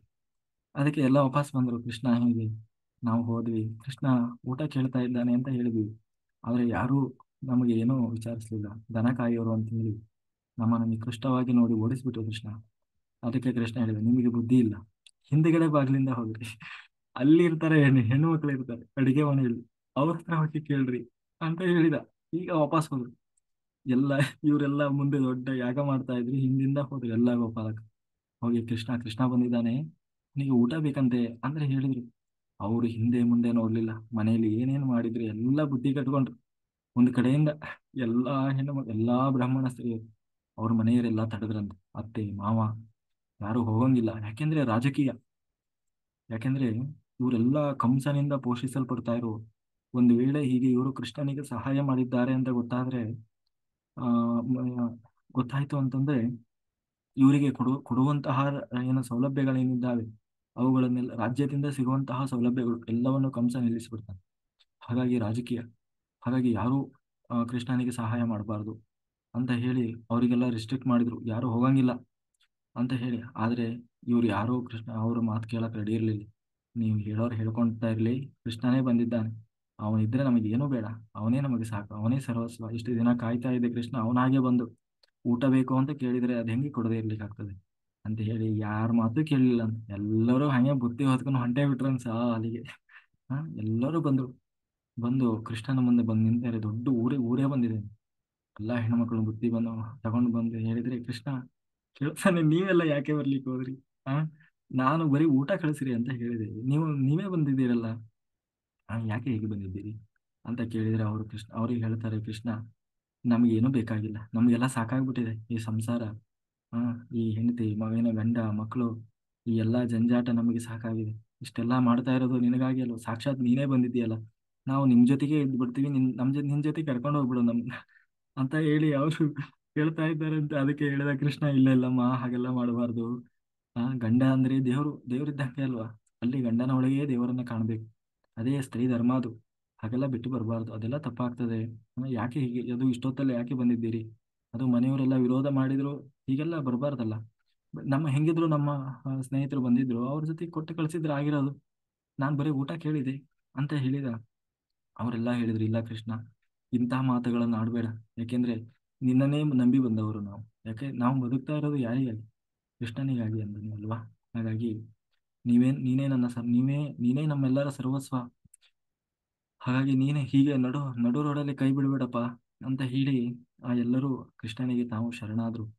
ಅದಕ್ಕೆ ಕೃಷ್ಣ ಹೇಳ್ತಾನೆ, ಇಲ್ಲಪ್ಪ, ನೀವೆಲ್ಲ ಆ, ಏನು ಹೆದರಬೇಡಿ, ನನ್ನ ಅನುಗ್ರಹ ಇದೆ ನಿಮಗೆ, ಯಾರೇನೂ ಮಾಡೋಲ್ಲ, ಯಾರೇನೂ ಹೇಳೋದು ಇಲ್ಲ. ಅದಕ್ಕೆ ಹೇಳಿದ್ರು ಅವ್ರು, ಈಗ ವಾಪಸ್ ಅವರು ಎಲ್ಲರ ಮಾತನ್ನ ಧಿಕ್ಕರಿಸಿ ಬಂದಿದ್ದೀವಿ ನಾವು, ಹೋದ್ರೆ ಯಾರೂ ನಮ್ಮನ್ನ ವಾಪಸ್ ಕರ್ಸ್ಕೊಳ್ಳಲ್ಲ ಕರ್ಕೊಳ್ಳಲ್ಲ ಎಲ್ಲರನ್ನ. ಯಾಕೆಂದ್ರೆ ಅತ್ತೆ ಮಾವ ಗಂಡ ಯಾರ ಮಾತು ಕೇಳಿಲ್ಲ ನಾವು, ಈಗ ಬೇಕಾಗಿಲ್ಲ ಹೋಗ್ರಿ ಅಂತ ಬಂದ್ಬಿಟ್ಟಿದೀವಿ ನಾವು. ಅಂತ ಹೇಳಿದ್ರೆ, ಅದಕ್ಕೆ ಕೃಷ್ಣ ಹೇಳಿದ, ಹಾಗೆಲ್ಲ ಮಾಡಬಾರ್ದಮ್ಮ, ಸಂಸಾರದಲ್ಲಿ ನಿರ್ವಾಣ, ಸಂಸಾರದಲ್ಲೇ ಇರಬೇಕು, ಅಲ್ಲೇ ಇದ್ದು ನನ್ನನ್ನು ಭಕ್ತಿ ಮಾಡಿ, ಅಲ್ಲೇ ನಿಮ್ಮೊಳಗೆ ನಿಮ್ಮ ಗಂಡಂದಿರ ಒಳಗೆ ನನ್ನನ್ನು ಕಾಣಿ. ಆ ದೇವರು, ನಾನು ಅಲ್ಲಿಂದಲೇ ನೀವು ಸದಾ ನನ್ನ ಸ್ಮರಣೆಯಲ್ಲಿದ್ದು ಆ ಸಾಧನೆ ಮಾಡಿ, ಖಂಡಿತ ನೀವು ಎಲ್ಲರೂ ಕೊನೆಗೆ ನನ್ನನ್ನೇ ಬಂದು ಸೇರ್ತೀರಿ ಅಂತ ಹೇಳಿ, ಹೀಗೆ ಎಲ್ಲ ಬಿಟ್ಟು ನನ್ನ ಹತ್ರ ಬಂದು ಸೇರೋದಲ್ಲ, ಅಲ್ಲೇ ಇದ್ದು ನನ್ನ ಸ್ಮರಣೆಯಲ್ಲಿದ್ದು ಕೊನೆಗೆ ನನ್ನನ್ನು ಬಂದು ಸೇರ್ತೀರಿ ಅಂತ ಹೇಳಿ ತಾನು ಅನುಗ್ರಹ ಮಾಡಿದ. ಕೊನೆಗೆ, ಏನ್ ಹೆದರ್ಕೋಬೇಡಿ, ಎಲ್ಲ ಕರ್ಕೊಂತಾರೆ, ವಾಪಸ್ ಕರ್ಕೊಂತಾರೆ ಹೋಗಿ ಅಂತ ಹೇಳಿ ಆಶೀರ್ವಾದ ಮಾಡಿ ಕಳಿಸಿದ. ಇವ್ರು ಎಲ್ಲಾ ದೊಡ್ಡ ಗಲಾಟೆ ಮಾಡಿದ್ರಲ್ಲ, ವಾಪಸ್ ಬರಂಗಿಲ್ಲ ನೀವು, ನಮ್ಮ ಮಾತು ಧಿಕ್ಕರಿಸಿ ಹೋಗಿದ್ದೀರಿ ಅಂತ ಹೇಳಿ ಎಲ್ಲರೂ ಬೇಲಿ ಗೀಲಿ ಎಲ್ಲ ಹಾಕ್ಬಿಟ್ಟಿದ್ರಂತೆ. ಕೃಷ್ಣ ಅಲ್ಲಿ ಅನುಗ್ರಹ ಮಾಡಿದ್ನಲ್ವಾ, ವಾಪಸ್ ಇವರೇ ಎಲ್ಲ ರೆಡಿ ಕರ್ಕೊಂಡು ಬಂದ್ರಂತೆ. ಇವರೆಲ್ಲ ಕರ್ಕೊಂಡು ಬಂದು, ಅಷ್ಟೂ ಹೆಣ್ಮಕ್ಳಲ್ಲಿ ಯಾರೂ ಪ್ರಶ್ನೆ ಮಾಡ್ಲಿಲ್ಲಂತೆ. ಅವರಿಗೆಲ್ಲ ಮರ್ತೇ ಹೋಗಿತ್ತಂತೆ, ಅವ್ರು ಎಲ್ಲಿ ಹೋಗಿದ್ದಾರೆ ಅನ್ನೋದೇ ಮರ್ತು ಹೋಗಿತ್ತಂತೆ. ಅವ್ರು ಎಲ್ಲಿಗೆ ಹೋಗಿದ್ರು, ಯಾಕೆ ಹೇಗೆ ಬಂದ್ರು, ಎಲ್ಲವನ್ನ ಮರ್ತ ಹೋಗಿದ್ರು. ಆದ್ರೆ ಒಬ್ಬ ಹೆಣ್ಮಗಳು ಮಾತ್ರ ಸತ್ತು ಹೋಗ್ಬಿಟ್ಲಂತೆ. ಯಾಕೆ ಅಂತಂದ್ರೆ ಅದಕ್ಕೆ ಹೇಳ್ತಾರೆ, ಮತ್ತೆ ಕೃಷ್ಣನ ಮಾತು ತಪ್ಪಾಯ್ತಲ್ವಾ, ಸುಳ್ಳಾಯ್ತಲ್ವಾ, ಯಾಕೆಂದ್ರೆ ಕೃಷ್ಣ ಹೇಳಿದ್ದ ಎಲ್ಲರನ್ನೂ ಕರ್ಕೊಂತಾರೆ ಹೋಗಿ, ಯಾರಿಗೇನೂ ಅನಾಹುತ ಆಗೋಲ್ಲ ಅಂತ ಹೇಳಿದ್ರು. ಅದಕ್ಕೆ ಆದ್ರೆ ಒಬ್ಬ ಹೆಣ್ಣುಮಗಳು ಮಾತ್ರ ಸತ್ತೋದ್ಲು, ಅವಳು ಬೇಗ ಕೃಷ್ಣನನ್ನ ಹೋಗಿ ಸೇರಿದ್ಲು ಅಂತ ಹೇಳ್ತಾರೆ. ಯಾಕೆ ಅದು ಹೇಗಾಯ್ತು ಅಂದ್ರೆ, ಒಬ್ಬಳನ್ನು ಮಾತ್ರ ಬಿಡ್ಲೇ ಇಲ್ವಂತೆ. ಅವ್ರ ಅತ್ತೆ ಮಾವ ಗಂಡ ಯಾವುದೇ ಕಾರಣಕ್ಕೂ ಹೋಗೋ ಹಾಗೆ ಇಲ್ಲ ಅಂತ ಹೇಳಿ ಬಿಡ್ಲೇ ಇಲ್ಲ. ಕೊನೆಗೆ ಎಲ್ಲರೂ ವಾಪಸ್ ಬಂದ್ರು. ವಾಪಸ್ ಬಂದ್ಮೇಲೆ ಅವರೆಲ್ಲ ಹೇಳಿದ್ರಲ್ಲ, ಕೃಷ್ಣ ಹಂಗಿದ್ದಾನೆ, ಕೃಷ್ಣ ಹೀಗಿದ್ದಾನೆ, ಕೃಷ್ಣ ಕಪ್ಪಗಿದ್ದಾನೆ. ನಾವು ಕೃಷ್ಣನನ್ನು ನೋಡಿದ್ವಿ, ದೇವರನ್ನ ನೋಡಿದ್ವಿ. ಅವನು ಅಷ್ಟು ಚಂದ ಮಾತಾಡ್ತಾ ಇಲ್ಲ, ಇಷ್ಟು ಚಂದ ಮಾತಾಡ್ತಾ ಇಲ್ಲ. ಕೃಷ್ಣ ನಮಗೆ ಹೀಗೆ ಕೈಯೆಲ್ಲ ಇಟ್ಟು ಆಶೀರ್ವಾದ ಮಾಡಿದ. ನಾವೆಲ್ಲ ಅವನ ಕಾಲು ಹೊತ್ತಿದ್ವಿ. ಹೀಗೆ ಅವನ ವರ್ಣನೆಯನ್ನು ಮಾಡ್ತಾ ಮಾಡ್ತಾ ಇವಳಿಗೆ ತಡ್ಕೊಳಕ್ಕಾಗಲಿಲ್ಲ. ಅಯ್ಯೋ, ಈ ಕೃಷ್ಣ ಸಾಕ್ಷಾತ್ ಭಗವಂತ ಇಲ್ಲೇ ಬಂದ್ರು ನನಗೆ ಹೋಗಿ ನೋಡ್ಲಿಕ್ಕೆ ಆಗ್ಲಿಲ್ವಲ್ಲ, ನಂದು ಒಂದು ಜನ್ಮವ, ನಾನು ಇಷ್ಟೆಲ್ಲ ಆದ್ಮೇಲೆ ಯಾಕೆ ಅಂತ ಹೇಳಿ ಅವಳು ಅತಿಯಾದ ಭಕ್ತಿ ಪರವಶಳಾಗಿ ಭಗವಾನ್ ಕೃಷ್ಣನಲ್ಲಿ ತಾನು ಲೀನಳಾಗಿ ಕೊನೆಗೆ ತಾನು ಹೃದಯಾಘಾತದಿಂದ ತಾನು ಪ್ರಾಣವನ್ನೇ ಬಿಟ್ಟು ಕೊನೆಗೆ ಕೃಷ್ಣನನ್ನೇ ಹೋಗಿ ಸೇರಿದ್ಲು. ಹಾಗಾಗಿ ಅಲ್ಲಿಗೆ ಬಂದು ಆಮೇಲೆ ಪ್ರಾಣ ತ್ಯಾಗ ಮಾಡಿದ್ದಲ್ಲ, ಅವಳು ಕೃಷ್ಣನನ್ನು ನೋಡ್ಲೇ ಇಲ್ಲ. ಅದಕ್ಕೆ ಆದಷ್ಟು ಬೇಗ ತಾನು ಕೃಷ್ಣನನ್ನೇ ಹೋಗಿ ಸೇರಿದ್ಲು ಅಂತ ಹೇಳಿ ಆ ಹೀಗೆ ಆ ಆ ಏನು ಬ್ರಾಹ್ಮಣ ಸ್ತ್ರೀಯರು ಹೆಣ್ಣುಮಕ್ಕಳು, ಏಕೆಂದ್ರೆ ಆಮೇಲೆ ಆ ಎಲ್ಲಾ ಬ್ರಾಹ್ಮಣರು ಹೇಳಿದ್ರಂತೆ, ನಿಜವಾಗಲೂ ನಮ್ಮ ಪತ್ನಿಯರು ಎಂತಹ ಆ ಮಹಾತ್ಮರು. ಯಾಕೆಂದ್ರೆ ನಾವು ವೇದಗಳನ್ನ ಓದಿ 12 ವರ್ಷ ವೇದೋಧ್ಯಾಯನ ಉಪನಿಷತ್ತುಗಳನ್ನ ಎಲ್ಲ ಓದಿ ದೇವರು ಅಂದ್ರೆ ಹಂಗಿರ್ತಾನೆ ಹಿಂಗಿರ್ತಾನೆ ಅಂತ ಹೇಳಿ ದೊಡ್ಡ ದೊಡ್ಡ ಪುರಾಣ ಹೇಳ್ತೀವಿ. ಆದ್ರೆ ಸಾಕ್ಷಾತ್ ಭಗವಂತನೇ ಇಲ್ಲಿ ಬಂದ್ರು ಅವನ ಸೇವೆ ಮಾಡುವ ಭಾಗ್ಯ ನಮಗೆ ಸಿಗ್ಲಿಲ್ಲ ಅನ್ನೋದಕ್ಕಿಂತ ಆ ಬುದ್ಧಿ ಬರ್ಲಿಲ್ವಲ್ಲ ನಮಗೆ. ಇಷ್ಟೆಲ್ಲ ಓದಿ ಏನು ಪ್ರಯೋಜನ? ಏನೂ ಓದದವರು ಹೆಣ್ಮಕ್ಳು. ಅವಾಗೆಲ್ಲ ಹೆಣ್ಮಕ್ಳಿಗೆ ಏನೋ ಅಷ್ಟು ವಿದ್ಯಾಭ್ಯಾಸ ಇರ್ತಿರ್ಲಿಲ್ಲ.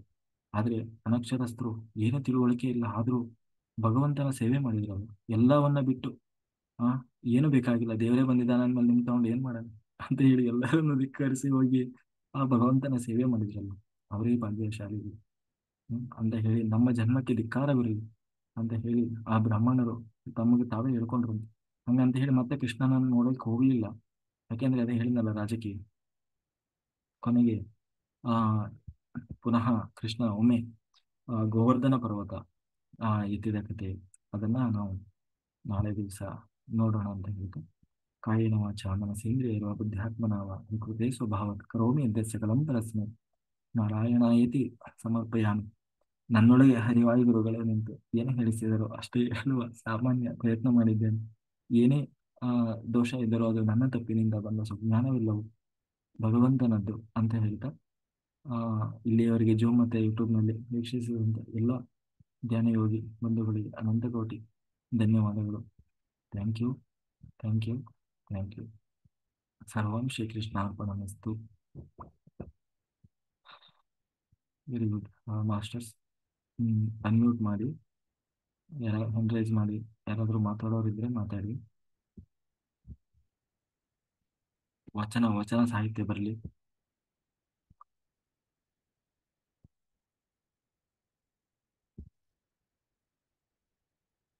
ವೆಂಕಟೇಶ್ ಸರ್ ಹೇಳಿ, ನಿಮ್ಮಿಂದಲೇ ಶುರುವಾಗ್ಲಿ ದಂಡಯಾತ್ರೆ. ಅನ್ಮ್ಯೂಟ್ ಮಾಡಿ. ನಮಸ್ತೆ ಗುರುಗಳೇ. ಹಾ, ನಮಸ್ತೆ ನಮಸ್ತೆ. ನಮಸ್ತೆ.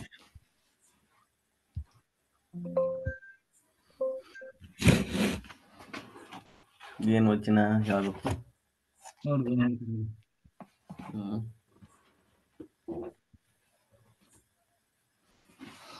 ಒಂದು ನಿಮಿಷ.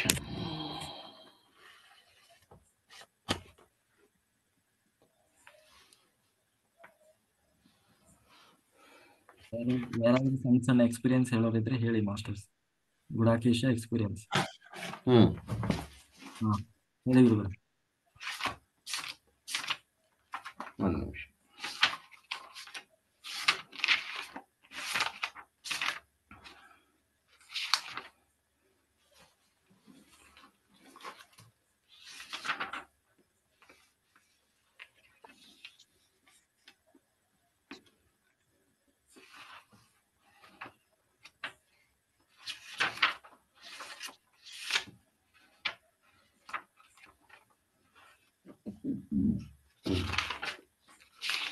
ಹೇಳಿ.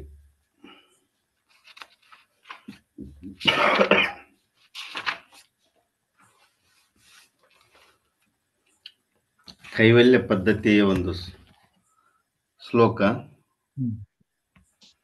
ನಿಂದಿಸಿ ನುಡಿಯದಿರಾರನ್ನು ಮನಸ್ಸಿಗೆ ಬಂದಂತೆ, ನಡೆಯದಿರಹಾದಿಯಲ್ಲಿ ಕೊಂದು ಒಡೆಯದಿರು ಕಾಮಾದಿಗಳು ಜಯಿಸೆಂದು ಕೈ ಹಿಡಿದು ಅನುಗ್ರಹಿಸುವ ಶ್ರೀ ಗುರು ವಚನ ಉಪದೇಶವನ್ನ ಆಲಿಸು ಅಂತ ಹೇಳ್ತಾರೆ.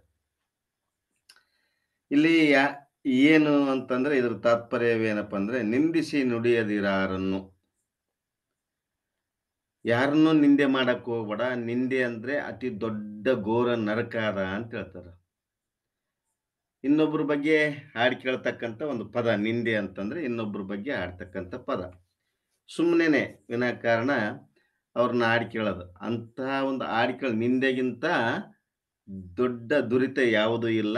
ಅದಕ್ಕಾಗಿ ನಿಂದಿಸಿ ನುಡಿಯದಿರಾರನ್ನು ಅಂತ ಹೇಳ್ತಾರೆ. ನಿಂದಿಸಿ ನುಡಿಯಕ್ ಹೋಗ್ಬೇಡ. ಆ ನಿಂದೆ ಹೆಂಗಾದಪ್ಪ ಅಂತಂದ್ರೆ, ತಾಯಿ ಹೊರಗಿನ ಮಲವನ್ನು ತೊಳೆದ್ರೆ ನಿಂದಕರು ಒಳಗಿನ ಮಲವನ್ನು ತೊಳಿತಾರಂತ. ಅದಕ್ಕ ನಿಂದಕರನ್ನ ಗುರು ಎಂದು ಸ್ವೀಕಾರ ಮಾಡ್ಬೇಕಂತ. ಯಾಕೆ ಗುರು ಅಂತ ಸ್ವೀಕಾರ ಮಾಡ್ಬೇಕಪ್ಪ ಅಂತಂದ್ರೆ, ಜನ್ಮ ಜನ್ಮಾಂತರಗಳ ಅತಿಗೆ ಬಂದಿರತಕ್ಕಂಥ ಪಾಪವನ್ನು ತಮ್ಮ ನಾಲಿಗೆಚ್ಚಿ ತೊಳಿತಾರಂತ.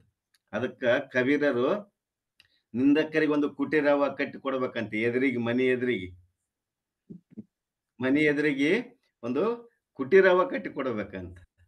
ಎದಕ್ ಕುಟೀರ ಕಟ್ಟಿ ಕೊಡ್ಬೇಕಂದ್ರೆ ನಮ್ಮ ಪಾಪ ಎಲ್ಲ ತೊಳೆದು ಬಿಡ್ತಾರಂತ. ಅದಕ್ಕ ಹಂದಿ ಇದ್ದು ಊರ್ ಹಸನಂತ, ನಿಂದಕರಿದ್ದು ಓಣೆ ಹಸನಂತ. ನೋಡ್ರಿ, ಹಂದಿಗೆ ಹೋಲಿಸ್ಯಾರ ನಿಂದಕರನ್ನ. ಹೇಗೆ ಅಂತಂದ್ರೆ, ಹಂದಿ ಹೊರಗೆಲ್ಲ ಹೊಲಸನ್ನ ತಿಂತದ, ಅದರಂತೆ ನಿಂದಕರು ನಮ್ಮ ಹೊಲಸನ್ನ ತಿಂತಾರ ಅಂತ ಹೇಳ್ತದ. ಅದಕ್ಕ ನಿಂದಿಸಿ ನುಡಿಯದಿರಾರನ್ನು, ಹೆಂಗ ಮನಸ್ಸಿಗೆ ಬಂದಂತೆ ನಡೆಯದ್ರಿ ಅದಲಿ. ನೋಡ್ರಿ ಎಷ್ಟು ಚಂದ ಹೇಳಿದಾರ ನೋಡು. ಮನಸ್ಸಿಗೆ ಬಂದಂಗ ನಡೆಯಕ್ ಹೋಗ್ಬೇಡ. ನೀನು ಮನಸ್ಸಿಗೆ ಬಂದಂಗ ನಡೆದಪ್ಪ ಅಂತಂದ್ರೆ ನಿನಗೆ ಘೋರ ನರಕ ಅದ, ಘೋರ ದುರಿತಗಳು ಬಂದತ್ತವ. ಮತ್ತೆ ನಿನ್ನ ಮನಸ್ಸು ಹೇಳ್ದಂಗ ನೀನು ಆ ಕಡೆ ಈ ಕಡೆ ಹೋದಪ್ಪ ಅಂದ್ರೆ ನೀನ್ ಏನಾಗ್ತಿದಿ, ದೊಡ್ಡ ಒಂದು ನರಕದಲ್ಲಿ ಬೀಳ್ತಿದಿ. ಅದಕ್ಕ ಕುಂದು ಒಡೆಯದಿರು, ಕೊರತೆಗೊಳಗಾಗಕ್ ಹೋಗ್ಬೇಡ. ನನಗದಿಲ್ಲ, ನಿನಗಿದಿಲ್ಲ, ನನಗ್ ಮಾಡಕ್ಕಾಗವಲ್ದು, ನನ್ನ ಮಕ್ಕಳು ಸರಿ ಇಲ್ಲ, ನನ್ನ ಬಂಧು ಸರಿ ಇಲ್ಲ, ನನಗ ಹಣ ಇಲ್ಲ, ಅಧಿಕಾರ ಇಲ್ಲ ಎಂಬ ಕೊರತೆ ಪಡಕ್ ಹೋಗ್ಬೇಡ. ಅದು ಕರ್ಮದಿಂದ ಬಂದಿರತಕ್ಕಂಥದ್ದು. ಅದು ನಿನ್ನಲ್ಲಿ ಆ ಒಂದು ಇದಿರ್ಲಿಕ್ಕಪ್ಪ ಅಂತಂದ್ರೆ, ನಿನಗ ಆ ಒಂದು ಸಂಪತ್ತಿರ್ಲಿಕ್ಕಪ್ಪ ಅಂದ್ರೆ ಕೊರತೆ ಪಡಕ್ ಹೋಗ್ಬೇಡ, ಕೊರತೆ ಪಟ್ಕೊಳಕ್ ಹೋಗ್ಬೇಡ. ಕುಂದು ಹೊಡೆಯದಿರು. ಯಾಕಂದ್ರೆ ಧೈರ್ಯ ಗುಂದಕ್ಕೆ ಹೋಗ್ಬೇಡ, ಕೊರತೆ ಪಟ್ಕೊಳಕ್ ಹೋಗ್ಬೇಡ. ನೀನು ಪರಮಾತ್ಮನ ಧ್ಯಾನದಲ್ಲಿರು. ಯಾವಾಗ್ಲೂ ಮನಸ್ಸಿನಿಂದ, ಕಾಯದಿಂದ ಮತ್ತು ವಾಚದಿಂದ ಮತ್ತು ವಾಣಿಯಿಂದ ಸದೃಢನಾಗು. ಯಾವಾಗ್ಲೂ ಯಾರನ್ನು ಕೆಟ್ಟ ಗುಣದಿಂದ ನೋಡಕ್ ಹೋಗ್ಬೇಡ, ಕೆಟ್ಟ ವಿಷಯಗಳಿಂದ ಅವರನ್ನು ನೋಡಕ್ ಹೋಗ್ಬೇಡ, ಮತ್ತು ನೀನು ಶರೀರದಿಂದ ಆದ್ರೂ ಕೆಟ್ಟ ವಿಚಾರಗಳು ಮಾಡಕ್ ಹೋಗ್ಬೇಡ. ಆ ಕುಂದು ಒಡೆಯದಿರು. ಮತ್ತೇನ್ ಹೇಳ್ತಾನಪ್ಪ ಅಂದ್ರೆ, ಕಾಮಾದಿಗಳು ಜಯಿಸೆಂದು. ನೋಡ್ರಿ ಎಷ್ಟು ಚಂದ ಹೇಳ್ಯಾರ. ಕಾಮಾದಿಗಳು, ಕಾಮ, ಕ್ರೋಧ, ಲೋಹ, ಮೋಹ, ಮದ, ಮತ್ಸರ ಎಂಬ 6 ಗುಣಗಳನ್ನು ಜಯಿಸೆಂದು ಕೈ ಹಿಡಿದು ಅನುಗ್ರಹಿಸುವ ಶ್ರೀ ಗುರು ವಚನವನ್ನು ಪಾಲಿಸು, ಶ್ರೀ ಗುರು ವಚನ ಉಪದೇಶವನ್ನಾಲಿಸು ಅಂತೇಳಿ ಕೇಸಿ ಬರ್ತದ ಮಾತ್ಮರೇ. ಅದ್ಭುತವಾದ ಒಂದು ಅವಗಾನೆ. ಯಾಕಂದ್ರೆ ಸುಮ್ಮನೆ ವಿಷಯಲಪ್ತರಾಗಿ ವಿಷಯದೊಳಗೆ ಮುಳುಗಿ ಗುರುವಿನ ಸ್ಮರಣೆಯನ್ನು ಮರೆತು ಸದಾ ವಿಷಯಗಳಲ್ಲಿ ಇದಾದೀವಪ್ಪ ಅಂದ್ರೆ ನಾವು ಮತ್ತೆ ಪುನರಪಿ ಜನ್ಮಕ್ಕೆ ಹೋಗ್ಬೇಕಾಗ್ತದ. ಆ ಪುನರಪಿ ಜನ್ಮಕ್ಕೆ ಹೋಗ್ಲಾರ್ದಂಗೆ ಇರಬೇಕಾದ್ರೆ ಸದಾ ಶಿವ ಧ್ಯಾನದಲ್ಲಿರಬೇಕು, ಶಿವ ಸ್ಮರಣೆಯಲ್ಲಿರಬೇಕು, ಇನ್ನೊಬ್ಬರ ಗೊಡವೆ ಮಾಡಬಾರ್ದು. ಹೇಗೆ ಪರರ ಚಿಂತೆ ಮಾಡಿದ್ರೆ ನಮಗೆ ನರಕ ಪ್ರಾಪ್ತಿ ಆಗ್ತದ. ನಮ್ಮ ಚಿಂತೆಯನ್ನು ಮಾಡಬೇಕು, ನಮ್ಮೊಳಗೆ ಮುಳುಗಬೇಕು, ನಮ್ಮನ್ನು ನಾವು ಅರಿಬೇಕು. ಹೆಂಗ್ ಅರಿಬೇಕಪ್ಪ ಅಂತಂದ್ರೆ, ವೇದ, ಉಪನಿಷತ್ತು, ಶಾಸ್ತ್ರಗಳು ಏನ್ ಹೇಳ್ತಾವೋ ತತ್ವವಶಿ ಮಹಾವಾಕ್ಯವನ್ನು ಅಹಂ ಬ್ರಹ್ಮಸ್ಮಿ ಅಂತೇಳಿ ತಿಳಿಸ್ಕೊಡ್ತಾವೋ ಅದನ್ನು ಅರಿಬೇಕು. ಅದಕ್ಕ ವೇದ ವೇದಿಸಲರಿಯದೆ ಕೆಟ್ಟೆವು, ಶಾಸ್ತ್ರ ಸಾಧಿಸಲರಿಯದೆ ಕೆಟ್ಟೆವು, ಪುರಾಣ ಪೂರೈಸಲರಿಯದೆ ಕೆಟ್ಟೆವು, ಹಿರಿಯರು ತಮ್ಮನ್ನು ತಾವರಿಯದೆ ಕೆಟ್ಟರು, ತಮ್ಮನ್ನರಿಯದವರು ನಿಮ್ಮನ್ನೆತ್ತಬಲ್ಲರು ಗುಹೇಶ್ವರ ಎಂಬುವಂತೆ ಪ್ರಭುದೇವರ ವಚನದಂತೆ ತಮ್ಮನ್ನು ತಾವರಿಯದವರು ನಿಮ್ಮನ್ನೆತ್ತಬಲ್ಲರು ಅಂತ ಪರಮಾತ್ಮನನ್ನು ಕಾಣಕ್ಕೆ ಸಾಧ್ಯ ಆಗೋದಿಲ್ಲ. ಅಂತರಂಗದಲ್ಲಿ ಅಡಗಿರುವಂಥ ಪರಮಾತ್ಮನನ್ನು ಅರಿಬೇಕು. ಆ ಪರಮಾತ್ಮ ಅರಿಬೇಕಂದ್ರೆ ಏನ್ ಮಾಡ್ಬೇಕಪ್ಪ ಅಂದ್ರೆ ನಮ್ಮೊಳಗೆ ನಾವು ಮುಳುಗಬೇಕು. ನಮ್ಮೊಳಗೆ ನಾವು ಮುಳುಗಬೇಕಪ್ಪ ಅಂತಂದ್ರೆ ಶ್ವಾಸದ ಜೊತೆಗೆ ಅನುಸಂಧಾನ ಮಾಡಬೇಕು. ಆ ಶ್ವಾಸದ ಜೊತೆಗೆ ಅನುಸಂಧಾನ ಮಾಡಿದಾಗ ಮಾತ್ರ ನಾವು ನಮ್ಮೊಳಗೆ ಮುಳುಗಕ್ಕೆ ಸಾಧ್ಯ ಆಗ್ತದ. ಇಲ್ಲಪ್ಪ ಅಂದ್ರೆ ಬಹಿರ್ದೃಷ್ಟಿ ಹೋಯ್ತಪ್ಪ ಅಂತಂದ್ರೆ ವಿಷಯಗಳಲ್ಲಿ ವಿಲಪ್ತರಾಗ್ತೀವಿ. ವಿಷಯಗಳಿಂದ ಏನು ಸುಖ ಇಲ್ಲ. ವಿಷಯಗಳಿಂದ ಏನು ಸುಖ ಇಲ್ಲ. ಅದಕ್ಕಾಗಿ ವಿಷಯಗಳ ಜೊತೆಗೆ ಹೋಗ್ಬೇಡ್ರಿ. ಯಾರನ್ನು ನಿಂದಿಸಿ ನುಡಿಯಬಾಡ್ರಿ. ಯಾರಿಗೂ ಮತ್ತೆ ತೊಂದರೆ ಕೊಡಬೇಡ್ರಿ. ಮತ್ತೆ ಹಿಯದಲ್ಲಿ ನಿನ್ನ ಮನಸ್ಸಿಗೆ ಬಂದಂಗೆ ನಡೆಯಕ್ಕೆ ಹೋಗ್ಬೇಡ. ಶಾಸ್ತ್ರ ಸಮ್ಮತವಾಗಿ ಪದ್ಧತಿ ಪ್ರಕಾರ ಏನ್ ಹೇಳ್ಯದು, ಹ್ಯಾಂಗ ಹೇಳ್ಯದಪ್ಪ ಅಂತಂದ್ರೆ, ಹೇಮ ನಿನ್ನದಲ್ಲ, ಭೂಮಿ ನಿನ್ನದಲ್ಲ, ಕಾಮಿನಿ ನಿನ್ನವಳಲ್ಲ, ನಿನ್ನದೆಂಬುದು ಜ್ಞಾನರತ್ನ. ನಿನ್ನದೆಂಬುದು ಜ್ಞಾನರತ್ನ. ಅದನ್ನು ನೀನು ಅಳವಡಿಸಿಕೊಂಡೆಯಾದರೆ ನಿನಗಿಂತ ಶ್ರೀವಂತರಿಲ್ಲ ಗುಹೇಶ್ವರ ಲಿಂಗದಲ್ಲಿ ಎಂಬ ಮಾತನ್ನು ಪ್ರಭುದೇವರ ವಚನದಲ್ಲಿ ಬರ್ತದ ಮಾತ್ಮರೇ. ಇವು ಯಾವುವು ನಮ್ಮವಲ್ಲ. ಹೇಮ ಅಂದ್ರೆ ಬಂಗಾರ, ಹೇಮ ನಿನ್ನದಲ್ಲ.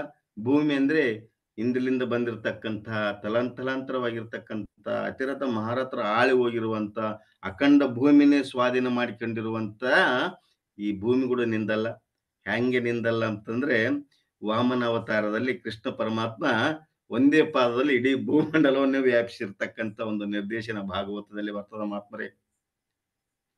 ಒಂದೇ ಪಾದದಲ್ಲಿ ಇಡೀ ಭೂಮಂಡಲವನ್ನು ವ್ಯಾಪಿಸಿರುತ್ತದೆ.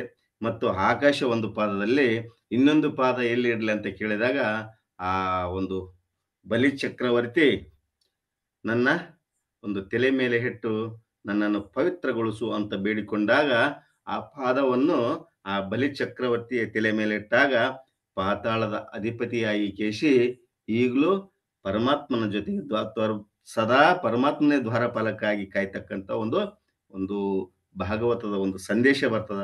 ಈ ರೀತಿಯಾಗಿ ಸದಾ ಭಗವಂತನ ಚಿಂತೆಯಲ್ಲಿರಬೇಕು. ನಿಮ್ಮ ಚಿಂತೆಯೊಳಗಿರಬೇಕು.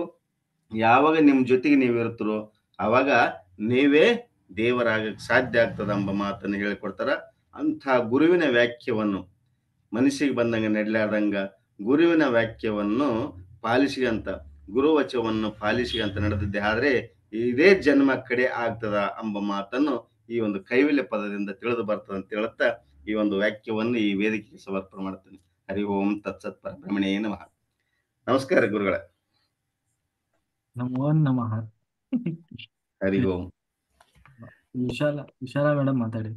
ನಮಸ್ತೆ ಸರ್. ನಮಸ್ತೆ ಎಲ್ಲರಿಗೂ. ನಾನೊಂದು ತತ್ವಕೀರ್ತನೆಯನ್ನು ಹೇಳ್ತಾ ಇದ್ದೀನಿ ಸರ್. ಆವಾಜ್ ಬರ್ತಾ ಇದೆ ಅಲ್ಲ? ಬರ್ತಾ ಇದೆ. ಜ್ಞಾನದ ಸುದೆಯಲ್ಲಿ ಮುಳುಗಿ ತೇಲುತ್ತಾ ಆನಂದ ಪರವಶರಾಗಿರಯ್ಯ, ಧ್ಯಾನ ಮೌನ ಯೋಗದಿಂದ ತನ್ನ ತಾನರಿತು ಲೋಕ ಸೇವೆಯ ಮಾಡಿರಯ್ಯ, ಸಕಲರ ಆತ್ಮದಿ ನೆಲೆಸಿಯ ಪರಮಾತ್ಮನೇ ಅಣುಮಯ ರೂಪದಿ ನೆಲೆಸಿಯನಯ್ಯ, ಉತ್ತಮ ಗುಣ ಕರ್ಮಗಳಿಂದ ನಡೆದು ಇಷ್ಟಾರ್ಥ ಸಿದ್ಧಿಯ ಪಡೀರಯ್ಯ. ಅಂದ್ರೆ ನಾವು ಯಾವಾಗ ಜ್ಞಾನದ ಧ್ಯಾನ ಎಂಬ ಜ್ಞಾನದಲ್ಲಿ ಯಾವಾಗ ಮುಳುಗ್ತೀವೋ ಆವಾಗ ನಮಗೆ ಆನಂದ ಸಿಗುತ್ತೆ. ಅದೇ ರೀತಿ ಧ್ಯಾನ ಮಾಡ್ತಾ ಮೌನ ಮಾಡ್ತಾ ಯೋಗ ಯಾವಾಗ ಮಾಡ್ತೀವೋ ನಾವು ಲೋಕ ಸೇವೆಯನ್ನ ಮಾಡ್ತೀವಿ. ಅದೇ ರೀತಿ ಎಲ್ಲರ ಆತ್ಮದಲ್ಲಿ ಪರಮಾತ್ಮ ಅಣು ರೂಪದಲ್ಲಿ ಪರಮಾತ್ಮ ನೆಲೆಸಿಯಾನೆ. ಯಾವಾಗ ನಾವು ಉತ್ತಮ ಗುಣವನ್ನ ಹೊಂದ್ಬಿಟ್ಟು ಕರ್ಮಗಳನ್ನ ಮಾಡ್ತಾ ಹೋಗ್ತೀವೋ ಎಲ್ಲ ಅಂದ್ರೆ ಲೋಕ ಕಲ್ಯಾಣ ಇಷ್ಟಾರ್ಥ ಸಿದ್ಧಿಯನ್ನ ಮಾಡ್ತಾ ಹೋಗ್ತೀವಿ ಅಂತ ಹೇಳಿ ಇದರ ಅರ್ಥ ಸರ್. ಮತ್ತೆ ನನ್ಗೆ ಒಂದು ಪ್ರಶ್ನೆ ಇದೆ. ನಾನು ಈಗ ರೀಸೆಂಟ್ ಆಗಿ ಒಂದ್ 2-3 ತಿಂಗಳಿಂದ ಮಾಡ್ತಾ ಇದ್ದೀನಿ ಮೆಡಿಟೇಷನ್. ನನ್ನ ಫ್ರೆಂಡ್ಗೂ ಹೇಳ್ಕೊಟ್ಟಿದ್ದೆ. ಅವರು ನಾನ್ ವೆಜ್ ತಗೊಳ್ತಾರೆ. ಅವರ ಗಂಡನ್ಗೆ ಈಗ ರೀಸೆಂಟ್ ಆಗಿ ಆಕ್ಸಿಡೆಂಟ್ ಆಗಿದೆ. ಅವರು ಈಗ ಅಕಸ್ಮಾತ್ ಅವ್ರು ಏನಾದ್ರು ಆನಾಪಾನ ಮೆಡಿಟೇಷನ್ ಮಾಡಿದ್ರೆ, ಅಂದ್ರೆ ಹಿಂಗೆ ನಾನ್ ವೆಜ್ ತಗೋತಾ ಮಾಡಿದ್ರೆ ಏನಾದ್ರು ಎಫೆಕ್ಟ್ ಆಗುತ್ತಾ? ಸೈಡ್ ಎಫೆಕ್ಟ್ ಏನಾದ್ರು ಆಗುತ್ತಾ? ಏನಿಲ್ಲ ಮೇಡಮ್, ಫಸ್ಟ್ ಧ್ಯಾನ ಸ್ಟಾರ್ಟ್ ಮಾಡ್ಲಿ. ಮಾಡ್ಬೋದು ಆ ತರ ಸೈಡ್ ಎಫೆಕ್ಟ್ ಮಾಡ್ತಾ ಅವರಾಗೆ ಬಿಡ್ತಾರೆ. ಈಗ ಉದಾಹರಣೆ ನಾವೇ ಇದೀವಿ ಗುರುಗಳೇ. ನಾವು ಜಾತಿಯಲ್ಲಿ ವಾಲ್ಮೀಕಿ. ಓಕೆ. ನಾವು ಮೊದಲೆಲ್ಲ ಅದೇ ನಾನ್ ವೆಜ್ ತಿಂತಿದ್ದೀವಿ. ಯಾವಾಗ ನಾನು ಧ್ಯಾನಕ್ಕೆ ಬಂದೆ 23ರಲ್ಲಿ, ಈಗ ನನಗೆ ಓತಿನಂತಂದ್ರೆ ವಾಸನೆ ಬರ್ತದ. ಆ ಜಾಗಕ್ಕೆ ಓತಿನಂದ್ರೆ ಕೆಟ್ಟ ವಾಸನೆ ಬರ್ತದ, ವಾಮಿಂಟ್ ಬರ್ತದ, ಉಬ್ಳಿಕೆ ಅದೇನಂತಾರಲ್ಲ ಉಬ್ಳಿಕ್ ಬಂದಂಗೆ ಆಗ್ತದೆ. ಮತ್ತೆ ಇನ್ನೊಂದು ಏನಾಯ್ತಪ್ಪ ಅಂತಂದ್ರೆ, ಈ ರೀಸೆಂಟ್ಲಿ ಈಗ ಒಂದು ತಿಂಗಳಿಂದ ಸುಮ್ಮನೆ ಇಲ್ಲೆಲ್ಲ ಒಂದು ನಮ್ಮ ಪದ್ಧತಿ ಪ್ರಕಾರ ಏನೋ ಮಾಡ್ತಿರ್ತಾರ, ಬರ್ರಿ ಅಂತೇಳಿ ಕರೆದಿದ್ರು, ಹೋಗಿದ್ವಿ. ಆ ಜಾಗಕ್ಕೆ ನಿಂದ್ರಕ್ಕಾಗ್ಲಿಲ್ಲ ನನಗೆ, ಓಡೇ ಬಂದೆ ನಾನು, ಓಡೇ ಬಂದೆ. ಅದು ಧ್ಯಾನದ ಮಹತ್ವ ತಾಯಿ. ಯಾಕಂದ್ರೆ ಪ್ರೆಸೆಂಟ್ ನನಗೆ ಅನುಭವದ ಮಾತಿದು. ಏನ್ರಿ, ನನಗ ಅನುಭವದ ಮಾತು. ಆ ಧ್ಯಾನದಲ್ಲಿ ಯಾವಾಗ ತಲ್ಲೀನರಾಗ್ತೀವೋ ಆ ನಾನ್ ವೆಜ್ಲಿಂದ ಹೊರಗನೆ ಬಂದ್ಬಿಡ್ತಾರ. ಅವ್ರು ಏನು ಹೇಳ್ಬೇಕಾಗಿಲ್ಲ. ಸಂಪೂರ್ಣ ಯಾವಾಗ ಆವರಿಸ್ತದ ಧ್ಯಾನ ಅವರಿಗೆ, ಇಂಥ ಒಂದು ದುರ್ಚಟಗಳಿಂದ ದುರಭ್ಯಾಸಗಳಿಂದ ದೂರ ಆಗ್ತಾರೆ ಎಂಬುದಕ್ಕೆ ನಾನೇ ನಿದರ್ಶನ ತಾಯಿ. ಹಾಗೆ ಫಸ್ಟ್ ಅವರಿಗೆ ಯಾರೇ ಆದ್ರೂ ಅಷ್ಟೇ ಫಸ್ಟ್ ಧ್ಯಾನ ಹೇಳ್ಕೊಡಿ. ಮೊದಲೇ ನೀವು ಹೋಗಿ ಬೆಳ್ಳುಳ್ಳಿ ತಿನ್ನಬಾರ್ದು, ನಾನ್ ವೆಜ್ ತಿನ್ನಬಾರ್ದು, ರಿಸ್ಟ್ರಿಕ್ಷನ್ ಹೇಳಬಾರ್ದು. ಫಸ್ಟ್ ಸುಮ್ಮನೆ ಕೂತ್ಕೊಳ್ಳಿ, ಶ್ವಾಸದ ಮೇಲೆ ಗಮನ ಕೊಟ್ಟು ಧ್ಯಾನ ಮಾಡಿ ಅಂತ ಹೇಳ್ಕೊಡ್ಬೇಕು. ಯಾರಿಗೆ ಧ್ಯಾನ ಪ್ರಚಾರ ಮಾಡುವ ಹಂತ ಮೊದಲು ಅವರಿಗೆ ಧ್ಯಾನದ ರುಚಿ ತೋರಿಸ್ಬೇಕು. ಯಾವಾಗ ಅವರಿಗೆ ಧ್ಯಾನ ಮಾಡ್ತಾ ಮಾಡ್ತಾ ಅವರಲ್ಲೇ ಅದು ಶುರುವಾಗ್ತದೆ. ಯಾಕೆಂದ್ರೆ ಒಂದು ನೋಡ್ತಾರೆ ಧ್ಯಾನ ಅಂದ್ರೆ, ಆಮೇಲೆ ಧ್ಯಾನದ ಒಳಗೆ ಬರಬೇಕು ಅವ್ರು. ಫಸ್ಟ್ ಬಂದ ಮೇಲೆ ಅವ್ರಿಗೆ ಗೊತ್ತಾಗ್ತಾರೆ, ಓಹೋ ಎಲ್ಲಾ ಧ್ಯಾನಿಗಳು ನಾನ್ ವೆಜ್ ಬಿಟ್ಟಿದ್ದಾರೆ, ಎಲ್ಲಾ ಧ್ಯಾನಿಗಳು ಬೆಳ್ಳುಳ್ಳಿ ತಿನ್ನಲ್ಲ, ಎಲ್ಲಾ ಧ್ಯಾನಿಗಳು ಮಶ್ರೂಮ್ ತಿನ್ನಲ್ಲ, ನಾನು ಅದನ್ನು ಅಳವಡಿಸ್ಕೊಳ್ಬೇಕು ಅಂತ ಹೇಳಿ ಅವರಲ್ಲಿ ಅದು ಶುರುವಾಗ್ತದೆ. ಕೆಲವರಿಗೆ ಅದು ಧ್ಯಾನ ಮಾಡ್ತಾ ಮಾಡ್ತಾ ಇಷ್ಟೆಲ್ಲ ಮಾಡಿದೆ, ಯಾಕೆ ನನಗೆ ಇನ್ನೂ ಅದು ಇದಾಗ್ತಾ ಇಲ್ಲ, ರಿಸಲ್ಟ್ ಯಾಕೆ ಸಿಗ್ತಾ ಇಲ್ಲ, ಅವಾಗ ಹೇಳ್ತಾರೆ, ಓ ನೀವು ನಾನ್ ವೆಜ್ ತಿಂತಾ ಇದ್ದೀರಾ, ನಾನ್ ವೆಜ್ ಬಿಡ್ರಿ. ಅಂದ್ರೆ ಫಸ್ಟ್ ರುಚಿ ತೋರಿಸ್ಬೇಕು ಅವ್ರಿಗೆ, ಧ್ಯಾನದ ರುಚಿ ತೋರಿಸಿ ಫಸ್ಟ್ ಧ್ಯಾನ ಕರ್ಕೊಂಡು ಬರ್ಬೇಕು. ಮೊದಲೇ ನಾವು ಅದು ಹಾಗೆ ಹೀಗೆ ಅಂತ ರಿಸ್ಟ್ರಿಕ್ಷನ್ ಮಾಡಿದ್ರೆ, ಅವ್ರು ತುಂಬಾ ಇಷ್ಟಪಡೋರು ಇರ್ತಾರೆ ನಾನ್ ವೆಜ್ ಅನ್ನ, ನೀವು ಬಿಡಿ ಅಂದ್ರ ತಕ್ಷಣ ಯಾರೂ ಬಿಡ್ಲಿಕ್ಕೆ ಆಗೋದು. ಹಾಗಾಗಿ ಫಸ್ಟ್ ಧ್ಯಾನ ಹೇಳ್ಕೊಡಿ. ಅದರಿಂದ ಏನು ಎಫೆಕ್ಟ್ ಏನಿಲ್ಲ, ಎಫೆಕ್ಟ್ ಇರ್ತದೆ, ಬಟ್ ಆದ್ರೂ ಅದು ಮೇಜರ್ ಆಗಿ ನಾನ್ ವೆಜ್ ಯಾಕೆ ತಿನ್ನಬಾರ್ದು ಅಂದ್ರೆ, ಹಿಂಸೆ ಮಾಡಬಾರ್ದು, ಅಹಿಂಸಾ ಪರಮೋಧನ, ಹಿಂಸೆಯನ್ನು ಪರಿಪಾಲನೆ ಮಾಡಬೇಕು ಅನ್ನೋದು ಅದರ ತಾಮಸಾಹಾರ ಮನಸ್ಸನ್ನು ತೀವ್ರತೆಗೊಳಿಸೋದಿಲ್ಲ, ಬುದ್ಧಿಯನ್ನು ಚುರುಕು ಮಾಡಕ್ ಹೋಗೋದಿಲ್ಲ.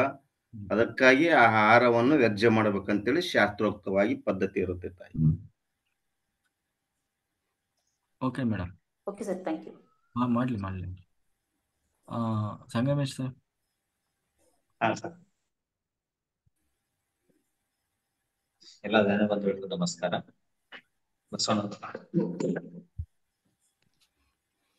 ಭಕ್ತಿ ಎಂಬ ಪೃಥ್ವಿಯ ಮೇಲೆ ಗುರುವೆಂಬ ಬೀಜವನ್ನು ಕುರಿಸಿ ಲಿಂಗವೆಂಬ ಎಲೆಯಾಯಿತು.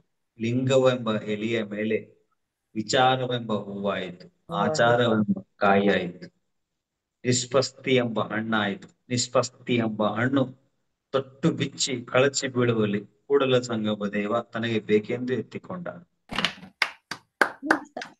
ನಾನು ಹೇಳಿದ್ದೆ ಇದನ್ನ ಸರ್.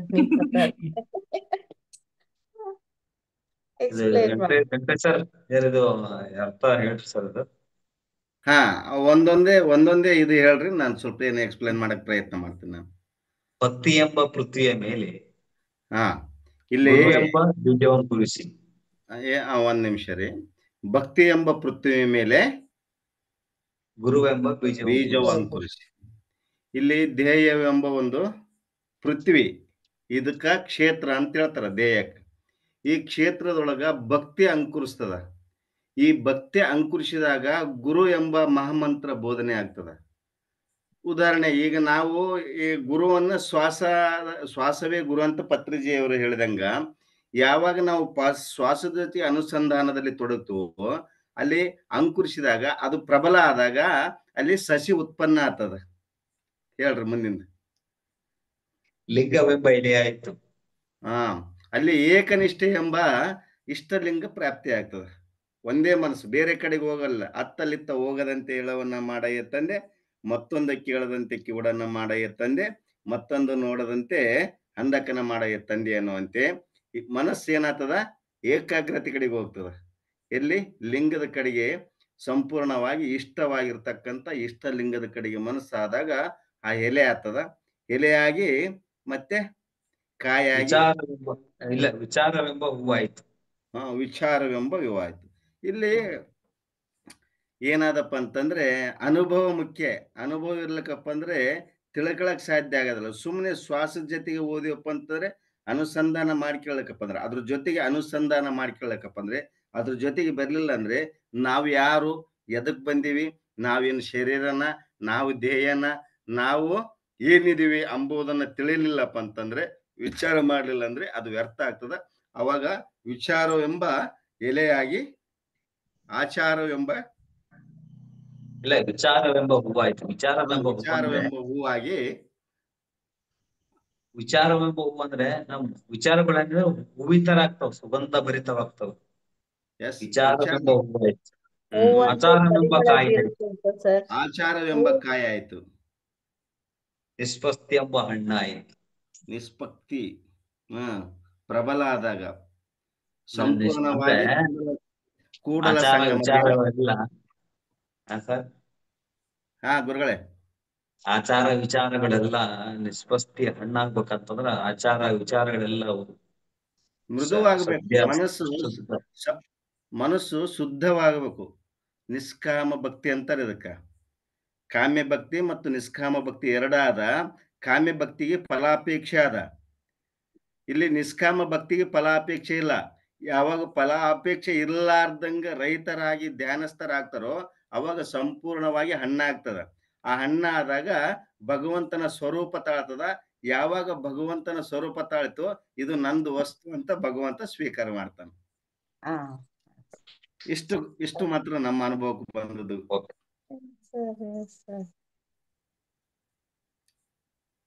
Very good. ಇನ್ನೊಂದು ಹೇಳ್ತೀನಿ. ಹೇಳಿ. ಪಾಪಿಯ ಧನ ಪ್ರಾಯಶ್ಚಿತ್ತಕ್ಕಲ್ಲದೆ ಸತ್ಪಾತ್ರಕ್ಕೆ ಸಲ್ಲದಯ್ಯ. ನಾಯಿ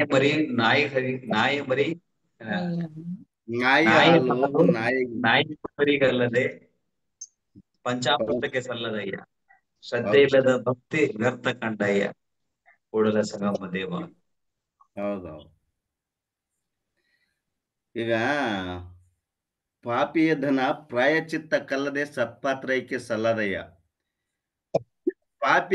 ಪಾಪಿ ಆದವನು ಪ್ರಾಯಚಿತ್ತನೆ ಮಾಡ್ಕೋಬೇಕು ಹೊರತು ಮತ್ತೆ ನೀನು ಅದು ಹೋಗಿ ಇದು ಹೋಗಿ ಮಾಡ್ತಾನಂತಂದ್ರೆ ಆಗೋದಿಲ್ಲ. ಯಾಕಂದ್ರೆ ನೀ ಕಟ್ಗೆ ಬಂದಿರ್ತಕ್ಕಂಥ ಪಾಪವನ್ನ ಕಳ್ಕೋಬೇಕಂದ್ರೆ ಎಲ್ಲಿ ಧನ ವ್ಯಯ ಮಾಡ್ಕೋಬೇಕಂದ್ರೆ ಶರಣರ ಸಂಘದಲ್ಲಿ, ಮಹಾತ್ಮರ ಸಂಘದಲ್ಲಿ, ಸತ್ಪುರುಷರಲ್ಲಿ ಅದನ್ನ ತೋಡಿಕೊಂಡು ಕೇಸಿ ನಿನ್ನ ಪಾಪವನ್ನು ಕಳ್ಕೊಳಕ್ ಬರ್ತದ ಎಂಬ ಮಾತನ್ನ, ಪ್ರಾಯಚಿತ್ತ ಮಾಡ್ಕೊಳಕ್ ಬರ್ತದ ಎಂಬ ಮಾತನ್ನ ಹೇಳ್ತಾರೆ. ಅಲ್ಲ, ಇಲ್ಲಲ್ರಿ ಸರ್, ಪಾಪಿಯ ಧನ ಪ್ರಾಯಶ್ಚಿತ್ತಕ್ಕಲ್ಲ. ಅಂದ್ರೆ ಒಂದು ಪಾಪಿ ಏನ್ ಮಾಡ್ತಾನಂದ್ರೆ ಮೋಸ, ವಂಚನೆ, ಕಪಟ ಇವೆಲ್ಲ ಮಾಡಿ ಹಣ ಸಂಪಾದನೆ ಮಾಡಿರ್ತಾನೆ. ಆ ಹಣ ಸಂಪಾದನೆ ಮಾಡಿದ ಅವನು ಪ್ರಾಯಶ್ಚಿತ್ತಕ್ಕೆ ಬಳಸ್ಬೇಕು. ಅಂದ್ರೆ ಏನೋ ರೋಗ ರುಜಿನೆ ಬಂದು ಈ ತರ ಅವನ್ನ ಪ್ರಾಯಶ್ಚಿತ್ತಕ್ಕೆ ಅದು ಸಲ್ತದ. ಆ ಸತ್ಕಾರ್ಯಕ್ಕೆ ಸತ್ಪಾತ್ರಕ್ಕೆ ಸಲ್ಲದದು. ಅದು ಸಲ್ಲಲ್ಲ. ಅದು ನಾವು ಎಷ್ಟೇ ದಾನ ಧರ್ಮ ಮಾಡಕ್ ಸಲ್ಲದಲ್ಲ ಅಂತ ಹೇಳ್ತಾರ. ಅದು ಅಂದ್ರೆ ನಾಯಿ ಹಾಲು ನಾಯಿ ಮರಿಗಲ್ಲದೆ ಪಂಚಾಮೃತಕ್ಕೆ ಸಲ್ಲ. ನಾಯಿ ಮರಿ ಪಂಚಾಮೃತಕ್ಕೆ ಹಾಕ್ತಾರೇನ್ರಿ? ಹಾಕಲ್ಲ. ಹಂಗೆ ಪಾಪಿಯದನ್ನ ಪ್ರಾಯಚಿತ್ತ ಅಂದ್ರೆ ಏನ್ರಿ? ಪ್ರಾಯಚಿತ್ತ ಅಂದ್ರೆ ಏನು?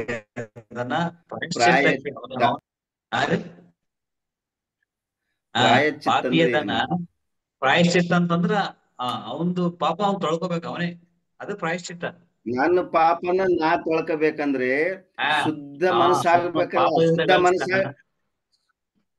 ಶುದ್ಧ ಮನಸ್ಸಾಗ್ಬೇಕಂತಂದ್ರೆ ಎಲ್ಲಿಗೆ ಹೋಗ್ಬೇಕವ? ಶುದ್ಧ ಮನಸ್ಸಾಗ್ಬೇಕಂದ್ರೆ ಎಲ್ಲಿಗೆ ಹೋಗ್ಬೇಕ? ಮಹಾತ್ಮರ ಸಂಘ ಮಾಡ್ಬೇಕು, ಸಜ್ಜನರ ಸಂಘ ಮಾಡ್ಬೇಕವ. ಅಂದಾಗ ಅವನು ಪ್ರಾಯಚಿತ್ತ ಪಾಪ ಕಳ್ಕೊಳಕ್ ಸಾಧ್ಯ ಆಗ್ತದ. ಸಜ್ಜನರ ಸಂಘ ಮಾಡ್ಲಿಕ್ಕಂದ್ರೆ ಪ್ರಾಯಚಿತ್ತನೇ ಪರಿಹಾರ ಆಗೋದಿಲ್ಲ. ತಾನು ಮಾಡಿದ ಪಾಪ ಕಳ್ಕಬೇಕಂದ್ರೆ ಸಜ್ಜನರ ಸಂಘ ಮಾಡಬೇಕು.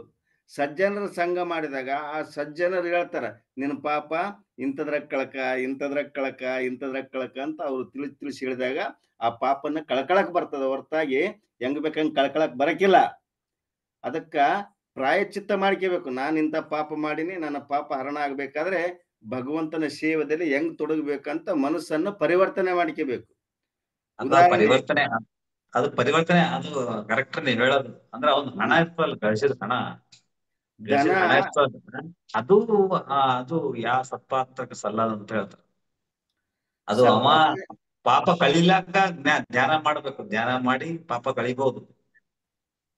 ಅವ್ನು ಗಳಿಸಿದ ಹಣ ಅಂತಾರಲ್ಲ, ಆ ಹಣನ ಅವನು ಪ್ರಾಯಶ್ಚಿತ್ತಕ್ಕೆ ಬಳಕೆ ಆಗ್ತಾರಂದ್ರೆ ಸತ್ಪಾತ್ರಕ್ಕೆ ಬಳಕೆ ಆಗಲ್ಲ ಅಂತ ಹೇಳ್ತಾರೆ. ಕರ್ಮ ಕರ್ಮ ಯಾರನ್ನೂ ಬಿಡದಲ್ರಿ. ನಾ ಹಾ ಮಾಡಿದ ಕರ್ಮ ಬಲವಂತವಾದಡೆ ಆರೇನು ಮಾಡುವರ ಹರಿಯೇ ಅಂತ ಹೇಳ್ತಾನ. ದಾಸರ ಒಂದು ವಚನದಲ್ಲಿ ಬರ್ತದ. ಕರ್ಮನ್ನ ಕಳ್ಕೊತಾರ. ಅದಕ್ಕೆ ಸಂಚಿತ ಕರ್ಮ, ಪ್ರಾರಬ್ಧ ಕರ್ಮ, ಅಗಮ್ಯ ಕರ್ಮ ಅಂತ 3 ಕರ್ಮಗಳು ಬರ್ತಾವ. ಸಂಚಿತ ಕರ್ಮ ಅಂತ ಅದ. ಒಂದು ಉದಾಹರಣೆ, ಸಂಚಿತ ಕರ್ಮ ಅಂತಂದ್ರೆ ಏನಪ್ಪಾ ಅಂತಂದ್ರೆ, ಭೀಷ್ಮಾಚಾರ್ಯರು ಶರಪಂಜರದಲ್ಲಿ ಮಲಗಿದಾಗ, ಶರಪಂಜರ ಅಂದ್ರೆ ಗೊತ್ತಲ್ಲ, ಬಾಣಗಳ ಒಂದು ಮಂಚದಲ್ಲಿ ಮಲಗಿದಾಗ ಕೇಳ್ತಾನೆ ಕೃಷ್ಣ ಪರಮಾತ್ಮ. ಏನಂತ ಕೇಳ್ತಾನ, ಏ ಪರಮಾತ್ಮ, ನಾನು 72 ಜನ್ಮಗಳಿಂದ ಪಾಪನೇ ಮಾಡಿಲ್ಲ, ಯಾಕೆ ಈ ಒಂದು ಆ ಈ ಒಂದು ಒಂದು ಕರ್ಮ ಬಂತು, ಈ ಒಂದು ನನಗೆ ಸ್ಥಿತಿ ಬಂತು ಅಂತ ಕೇಳ್ತಾನೆ. ಅದಕ್ಕಂತನ 72 ಜನ್ಮದ ನಿನಗರ್ವಾದ 73ನೇ ಜನ್ಮದಲ್ಲಿ ಒಂದು ಹುಳುವಿಗೆ ನೀನು ಮುಳ್ಳು ಚುಚ್ಚಿದಿ. ಆ ಮುಳ್ಳಿಂದು ಬಡ್ಡಿ, ಚಕ್ರ ಬಡ್ಡಿ ಅವೆಲ್ಲೋ ಜಮಾ ಆಗಿ ಸಹಸ್ರಾರು ಬಾಣಗಳಾಗಿ ಇವತ್ತಿನ ದಿನ ನಿನ್ನ ಮೈಯಾಗ ಚುಚ್ಕೊಂಡವಪ್ಪ. ಅದಕ್ಕೆ ನೀ ಮಾಡಿದ ಕರ್ಮ ನೀನು ಅನುಭವಿಸೇ ತೀರ್ಬೇಕು ಅಂತ ಹೇಳ್ತಾರ. ನೀ ಮಾಡಿದ ಕರ್ಮ ನೀನು ಅನುಭವಿಸೇ ತೀರಬೇಕು. ನೀನು ಅನುಭವಿಸಿದೆಪ್ಪ ಅಂತಂದ್ರೆ ನೀನ್ ಕಳ್ಕೊಳಕ್ ಸಾಧ್ಯ ಆಗ್ತದ, ಮತ್ತೆ ಮುಂದೆ ಎಲ್ಲಿ ಕಳ್ಕೊಳಕ್ ಬರಕಿಲ್ಲ. ಅದಕ್ಕೆ ಇಲ್ಲೇ ಕಳ್ಕೊಂಡು ಹೋಗು ಅಂತ ಕೇಸಿ ಆ ಒಂದು ಕರ್ಮನ ಕಳ್ಕೊಳಕ್ ಸಾಧ್ಯ. ತಾನು ಮಾಡಿದ ಕರ್ಮ ಬಲವಂತವಾದಡೆ ಹಾರೇನು ಮಾಡುವರು, ಹರಿಗುಡನು ಏನು ಮಾಡಕ್ಕಾಗದಲ್ಲ, ತಾನೇ ಕಳ್ಕೊಳಕ್ ಬರ್ತದ. ಪರಮಾತ್ಮ ಕೂಡ ಹಳಸಕ್ ಆಗೋದಿಲ್ಲ ಅಂತ ತಾನೇ ಕಳ್ಕೊಳಕ್ ಬರ್ತದ ಎಂಬ ಮಾತನ್ನು ಈ ಒಂದು ಕರ್ಮದಿಂದ ಬರ್ತದ.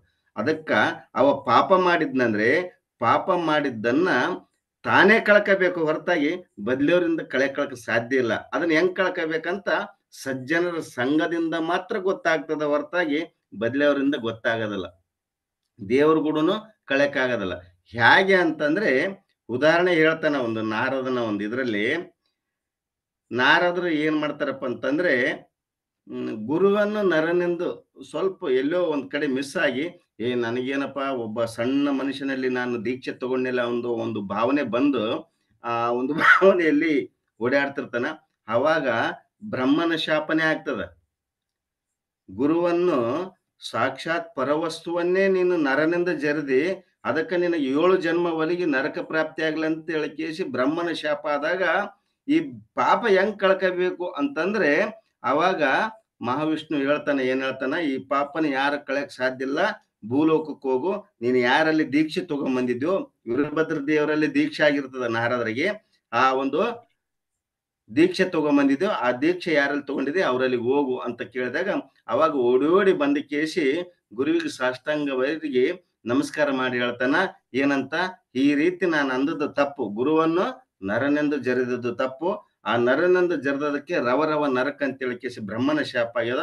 ಹೇಗಾದ್ರೂ ಮಾಡಿ ನನ್ನ ಶಾಪ ವಿಮೋಚನೆ ಮಾಡಂತ ಕೇಳಿದಾಗ ಆ ಗುರು ಏನ್ ಮಾಡ್ತಾನಂತ, ಒಂದು ಸಪ್ತ ಮಂಡಲಗಳನ್ನು ಬರೆದು ಆ ಸಪ್ತ ಮಂಡಲದಲ್ಲಿ ಆ ಶಿಷ್ಯನನ್ನು ಓಡಾಡಿಸಿ ಇರ್ತಕ್ಕಂಥ ಪಾಪಗಳನ್ನು ಕ್ಷಯ ಮಾಡಿ ಹೋಗಿ ನೀನ್ ಅಂತ ಹೇಳಿ ಕಳಿಸ್ತಾನಂತ ಒಂದು ಗುರು ಗೀತೆಯಲ್ಲಿ ಬರ್ತಕ್ಕಂಥ ಒಂದು ಸಂದೇಶ ಆದ ಮಾತ್ಮರಿ. ಹೀಗಾಗಿ ಏನಾಗ್ಯದಪ್ಪ ಅಂದ್ರೆ, ಮಾಡಿರುವ ಪಾಪಗಳನ್ನು ಗುರುವಿನ ಪಾದಕ್ಕೆ ಎರಿಗಿದಾಗ ಕೆಲವೊಂದು ಪಾಪಗಳನ್ನು ಕಳ್ಕೊಳಕ್ ಬರುತ್ತದ. ಕೆಲವೊಂದು ಅತಿ ಘೋರವಾಗಿರ್ತಕ್ಕಂಥ, ಘೋರ ಸದೃಶ್ಯವಾಗಿರ್ತಕ್ಕಂಥ ದೊಡ್ಡ ಪಾಪಗಳನ್ನು ಅನುಭವಿಸಿಯೇ ತೀರಬೇಕು. ಅದು ಉದಾಹರಣೆ ಎಷ್ಟೋ ಮಂದಿಗೆ ಅನುಭವಕ್ಕೆ ಬಂದದ. ನಾವೇನಪ್ಪ ಎಷ್ಟು ದೇವರಿಗೆ ಕೈ ಮುಗಿತೀವಿ, ಎಷ್ಟು ದೇವರಲ್ಲಿ ಮನಸ್ಸಿರ್ತೀವಿ, ನಮಗೆ ಯಾಕೆ ಈ ತರ ದುಃಖಗಳು ಬರ್ತಾವ ಅಂತಂದ್ರೆ, ನೀ ಮಾಡಿದ ಕರ್ಮದ ಫಲ ಅಂತ ಹೇಳಕ್ ಬರ್ತದ.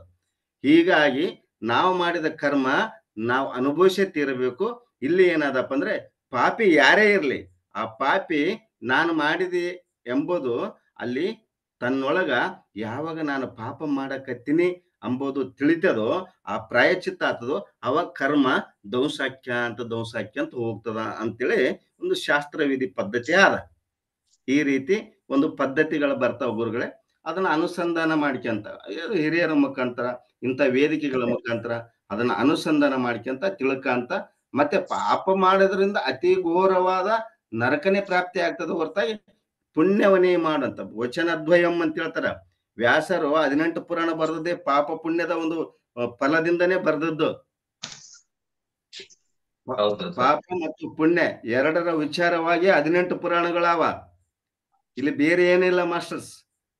ಆ 18 ಪುರಾಣಗಳೇ ಈ ಒಂದು ಪಾಪ ಪುಣ್ಯವನ್ನು ತಿಳಿಸ್ಕೊಡ್ತದೆ. ಪಾಪ ಮಾಡಿದವನ್ ಏನಾಗ್ತಾನ, ಪುಣ್ಯ ಮಾಡಿದವನ್ ಏನಾಗ್ತದ.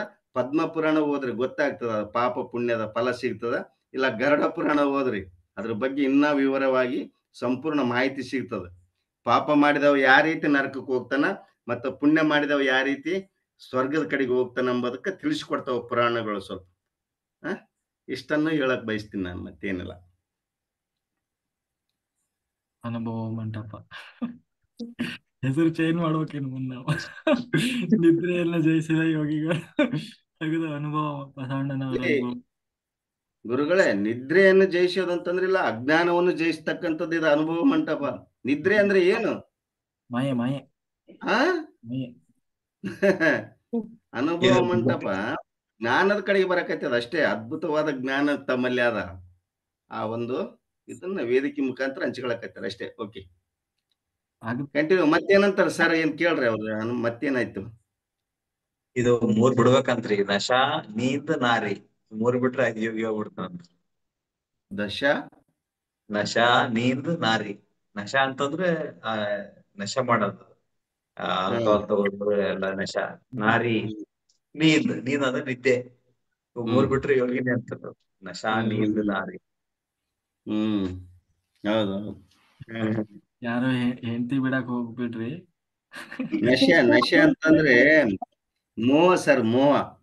ಯಾವ್ದ್ರ ಮೇಲೆ ಹೆಚ್ಚಿಗೆ ಮೋಹ ಇರ್ತೀವೋ ಆ ಮೋಹನ ಬಿಡ ಅಂತ ಹೇಳ್ತಾರ. ಈ ಮೋಹ ಎಕ್ಕಡ್ ಹೊಡಿಬೇಕಪ್ಪ ಅಂದ್ರೆ ಪರತತ್ವ. ಅದಕ್ಕ ಕಾಮ, ಕ್ರೋಧ, ಲೋಹ, ಮೋಹ, ಮದ, ಮತ್ಸರಗಳು ಯಾವ ಬಿಡಬೇಡ ಅಂತ ಚನ್ನಬಸವಣ್ಣ ವಚನದಾಗ ಬರ್ತದ, ನಮ್ಮವ್ರ ವಚನದಾಗ. ಕಾಮ ಬಿಡಬೇಡ, ಕ್ರೋಧ ಬಿಡಬೇಡ, ಲೋಹ ಬಿಡಬೇಡ, ಮೋಹ ಬಿಡಬೇಡ, ಮದ ಬಿಡಬೇಡ. ಯಾಕಂತಂದ್ರೆ ಇವು ಬೇಕು ಅವಶ್ಯ. ನಿನಗ ಒಂದು ಜಯಿಸ್ಬೇಕಾದ್ರೆ ವೈರಾಗ್ಯ ಬೇಕಲ್ಲ, ಕ್ರೋಧ ಬೇಕು. ಏನಾರ ಜಯಿಸ್ಬೇಕಾದ್ರೆ ವೈರಾಗ್ಯ ಬೇಕಲ್ಲ. ವೈರಾಗ್ಯ ಸುಮ್ಮನೆ ಬರ್ತದ? ವೈರಾಗ್ಯ ಎಲ್ಲಿಂದ ಬರ್ತದ? ಹಠ ಬೇಕಲ್ರಿ. ಕ್ರೋಧದಿಂದ ಬರ್ತದಲ್ಲ ಹಠ. ಬೇಕು. ಸಮಯ ಹೆಂಗ್ ಕನ್ವರ್ಟ್ ಮಾಡ್ಕೋಬೇಕಂಬುದು ತಿಳ್ಕೋಬೇಕು. ಎಲ್ಲವನ್ನು ಯಾವುದಕ್ಕೆ ಬಳಸ್ಬೇಕು ಅಂದ್ರೆ ನಾವು ಪರಿಪಕ್ವ ಆಗ್ಲಿಕ್ಕೆ ಬಳಸ್ಬೇಕು. ಅಧ್ಯಾತ್ಮ ಯಾರ್ದೋ ಮೇಲೆ ಸೇಡ್ ತೀರ್ಸ್ಕೊಳ್ಲಿಕ್ಕೆ, ಯಾರನ್ನ ಹೊಡಿಲಿಕ್ಕೆ ಬಡಿಲಿಕ್ಕೆ ಅಲ್ಲ. Fight with our self. ನಮ್ಮ ಜೊತೆಗೆ ನಾವು ಫೈಟ್ ಮಾಡಬೇಕು. ಈ ರಾತ್ರಿ ಎಲ್ಲ ಕುತ್ಕೊಳ್ಬೇಕು ಅಂದ್ರೆ ಒಂದು ಕಿಚ್ಚಿರ್ಬೇಕು ಒಳಗೆ. ಹೋಗ ಮರಿ. ಹಠಯೋಗ.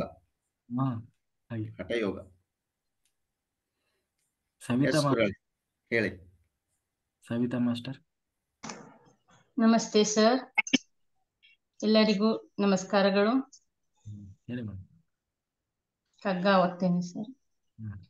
ನಕ್ಷತ್ರ ಮಂಡಲದಿನಾಚೆಯಿಂದೊಂದು ದನಿ, ವಕ್ಷೋಗುಹಾಂತರದಿನ್ನೊಂದು ದನಿ, ಇಂತಿ ಸಾಕ್ಷಿದ್ವಯವು ನಿನ್ನೊಳೊಂದು ಮೂಡಿದೊಡೆ, ಪ್ರೇಕ್ಷೆ ಪರಬೊಮ್ಮನದು ಮಂಕುತಿಮ್ಮ.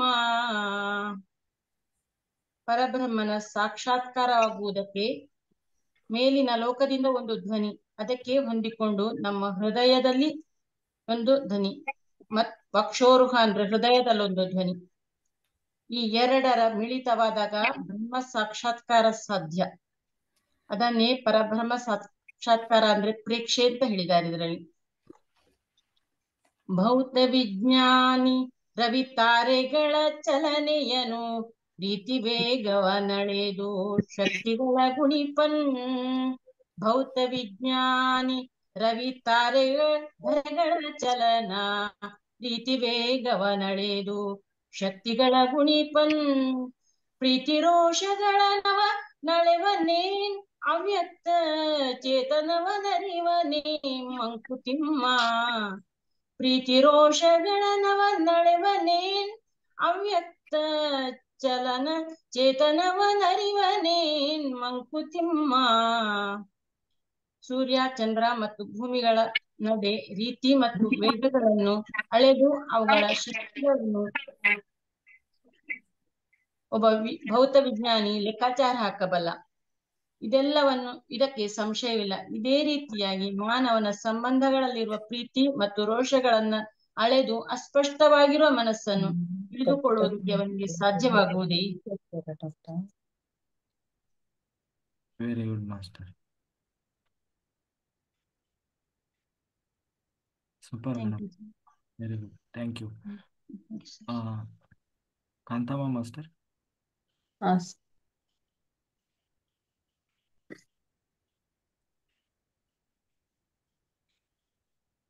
ನಮಸ್ತೆ ಸರ್. ನಮಸ್ತೆ ಮಾಸ್ಟರ್. ಹೇಳಿ. ಎಲ್ಲ ಮಾಸ್ಟರ್ಸ್ಗೂ ನನ್ನ ನಮಸ್ಕಾರಗಳು. ವೆಂಕಟೇಶ್ ಸರ್ ತುಂಬಾ ಚೆನ್ನಾಗಿ ಹೇಳಿದ್ರು ಸರ್.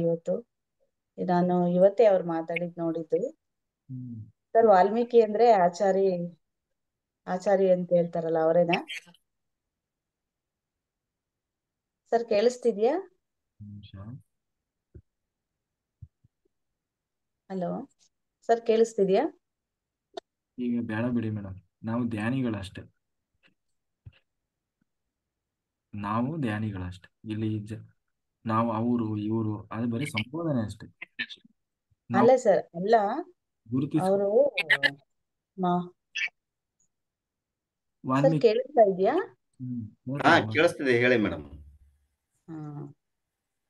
ಅಲ್ಲ, ಅವರು ಆಚಾರ್ಯಗಳಂದ್ರೆ ನಮ್ಮ ವಾಲ್ಮೀಕಿ ಮಹರ್ಷಿಗಳು ರಾಮಾಯಣ ರಚನಿಸಿದಂತವ್ರು, ಅವರ ವಂಶಸ್ಥರು ನಾವು.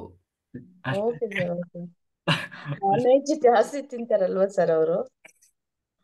ಮೊದಲೆಲ್ಲ ಅವರು ಬೇಟೆಯಾಡಿ ಮಾಂಸಾಹಾರವನ್ನು ಸ್ವೀಕಾರ ಮಾಡ್ತಿದ್ರು. ಯಾವಾಗ ಜ್ಞಾನಕ್ಕೆ ಬಂದ್ರು ಎಲ್ಲನ್ನು ವ್ಯರ್ಜ ಮಾಡಿದ್ರು.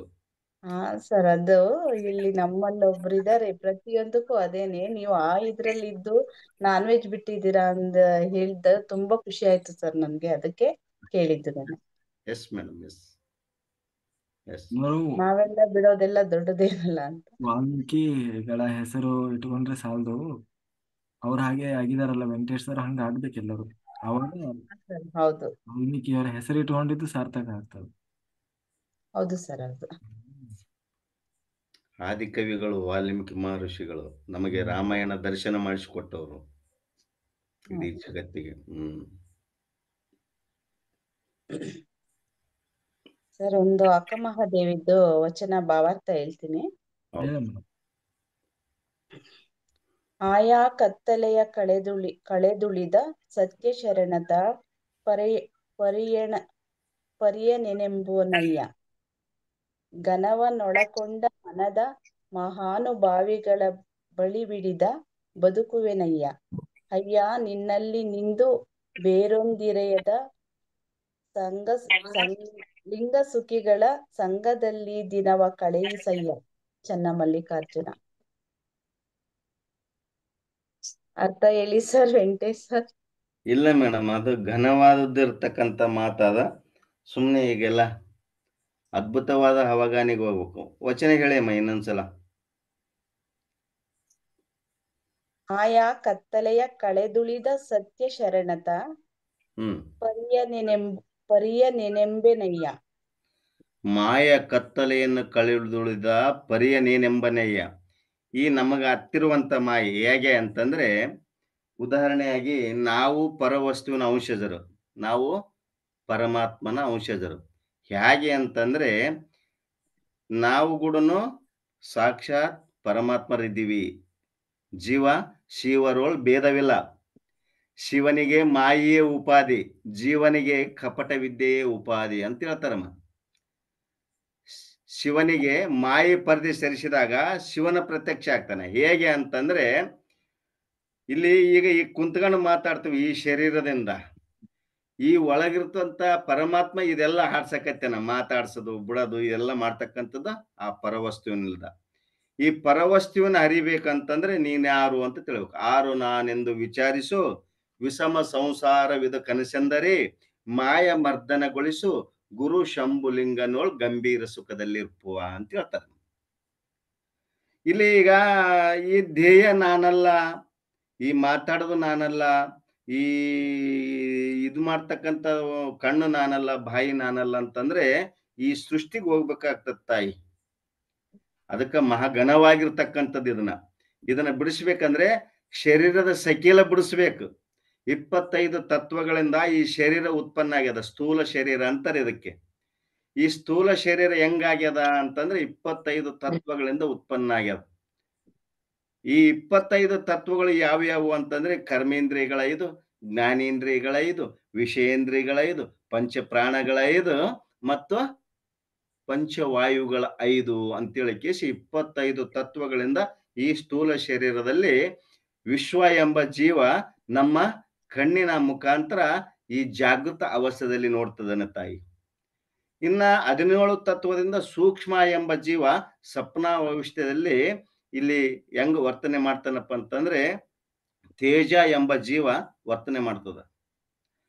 ಇನ್ನ ಒಂದು ತತ್ವದಿಂದ ಕಾರಣ ಎಂಬ ದೇಹ ವಿಚಾರ ಮಾಡ್ತದ, ಅದು ಪ್ರಜ್ಞಾ ಎಂಬ ಜೀವದಿಂದ ವಿಚಾರ ಮಾಡ್ತದ. ಹೀಗೆಲ್ಲ ಬಿಡಿಸಂತ ಹೋದಾಗ ಉಳಿತಕ್ಕಂಥದ್ದು ಏನು ಅಂತಂದ್ರೆ ಸಂಪೂರ್ಣವಾಗಿ ನೀನು ನಿರ್ಭಯಲನಾಗಿ ನಿರಾಕಾರದಲ್ಲಿ ಆತ್ಮಕ್ಕೆ ಯಾವ ಆಕಾರ ಇಲ್ಲ, ಯಾವ ರೂಪ ಇಲ್ಲ, ಯಾವ ಗುಣಾದಿಗಳನ್ನಿಲ್ಲ. ಅದಕ್ಕೆ ದೇವರಂದ್ರೆ ಏನ್ ತಾಯಿ?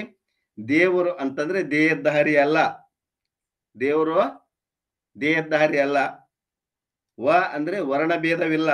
ದೇವರಿಗೆ ವರ್ಣಭೇದವಿಲ್ಲ, ವರ್ಣ ಶಂಕರ ಇಲ್ಲ. ಜಾತಿ, ಆ ಜಾತಿ, ಈ ಜಾತಿ, ನಂದು ದೊಡ್ಡದು ಸಣ್ಣದು ಎಂಬ ಜಾತಿ ಇಲ್ಲ ದೇವರಿಗೆ. ಅದಕ್ಕೆ ದೇವರಿಗೆ ದೇಹವಿಲ್ಲ. ದೇ ಅಂದ್ರೆ ದೇಹವಿಲ್ಲ. ಅಂದ್ರೆ ವರ್ಣಭೇದವಿಲ್ಲ.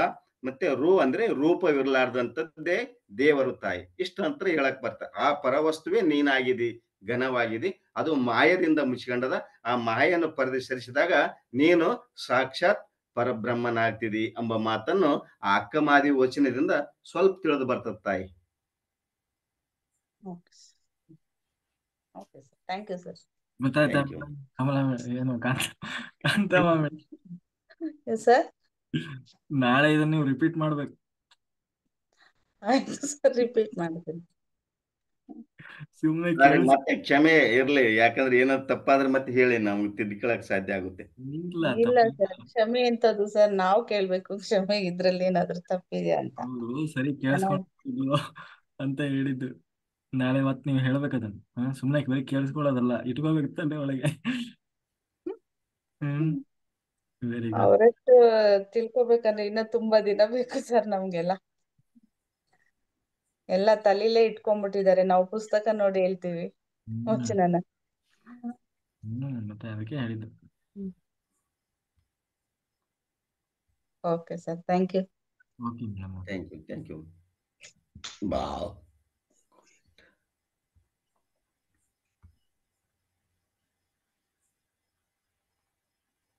ಓಕೆ ಮಾಸ್ಟರ್, ಮತ್ತೆ ಯಾರಾದ್ರೂ ಮಾತಾಡ್ತೀರಾ? ಇಲ್ಲಾಂದ್ರೆ ನಾವು ಸಂಕಲ್ಪ ಮಾಡಿ ಶುರು ಮಾಡೋಣ ಧ್ಯಾನ. ಎಲ್ಲರೂ ಯೂಟ್ಯೂಬ್ ಜಾಸ್ತಿ ಹೋಗ್ತಾ ಇದ್ದೀರಿ ಮಾಸ್ಟರ್ಸ್, ಎಲ್ಲರೂ ಜಾಯ್ನ್ ಆಗಿ. ಯಾರಿಗೆ ಕನೆಕ್ಟ್ ಆಗೋಲ್ಲ ಅವರು ಜೂಮ್ ಅಲ್ಲಿ ಜಾಯ್ನ್ ಆಗಿ.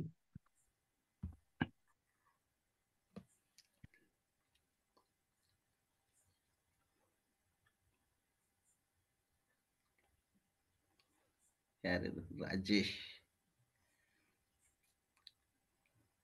ರಾಜೇಶ್ ಸರ್ ಏನ ಇದು ಹಾಕ್ಯಾರ ನೋಡ್ರಿ, ಏನೋ ಮೆಸೇಜ್ ಹಾಕ್ಯಾರ ರಾಜೇಶ್ ಸರ್ ಅವರು.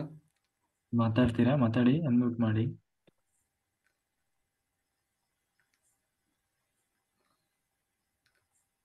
ಅವ್ರ ಭಾಷೆ ಅರ್ಥ ಮಾಡ್ಕೊಳ್ಬೇಕಂದ್ರೆ ನಾವ್ ಇನ್ನೊಂದ್ಸರಿ PhD ಮಾಡಿ ಬರ್ಬೇಕು ಕನ್ನಡದಲ್ಲಿ.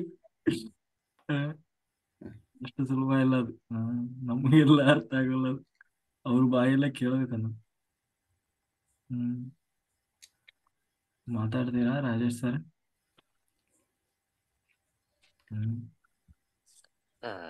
ನಮಸ್ತೆ.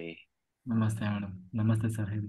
ಎಲ್ಲ ಬಹಳ ಚರ್ಚೆ ಬಹಳ ಅರ್ಥಗರ್ಭಿತವಾಗಿತ್ತು.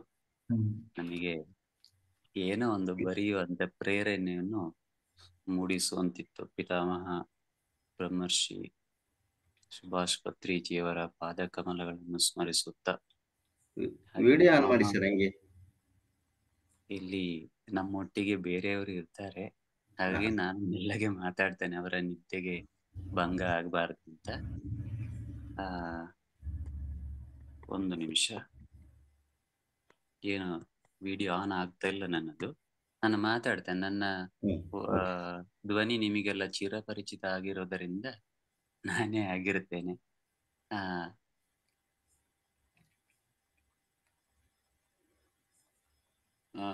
ಮಹಾವತಾರ ಬಾಬಾಜಿಯ ಚರಣ ಕಮಲಗಳನ್ನು ನೆನೆಸುತ್ತಾ, ಹಾಗೆ 22 ವರ್ಷಗಳಿಂದ ನಿದ್ದೆಯನ್ನು ಮಾಡದ ಪ್ರಬೋಧ್ ಅಚ್ಯುತ ಮಾಸ್ಟರ್ರ ಚರಣವನ್ನು ಸ್ಪರ್ಶಿಸುತ್ತಾ, ಹಾಗೆ ನಮಗೆಲ್ಲ ನಮ್ಮ ಕತ್ತಲೆಯ ಅಂಧಕಾರಕ್ಕೆ ಸೂರ್ಯ ರಶ್ಮಿಯನ್ನು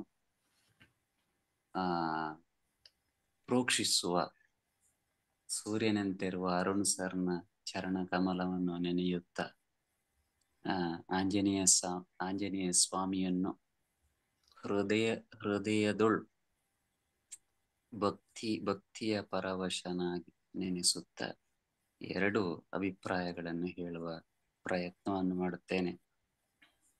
ಇಲ್ಲಿ ಭಾವ ಸಂಗಮ ಮಾತ್ರ ಅಲ್ಲ, ಇಲ್ಲಿ ವಚನ ಸಂಗಮ ಮಾತ್ರ ಅಲ್ಲ, ಇಲ್ಲಿ ವಚನ ಸಂಗ್ರಾಮದೊಂದಿಗೆ ದೇಹ ಸಂಗ್ರಾಮ ಮಾತ್ರ ಅಲ್ಲ, ಜ್ಞಾನದ ಸಂಗ್ರಹವಾಗಿದೆ ಅಂತ ನಮಗೆ ಅನಿಸ್ತಾ ಉಂಟು.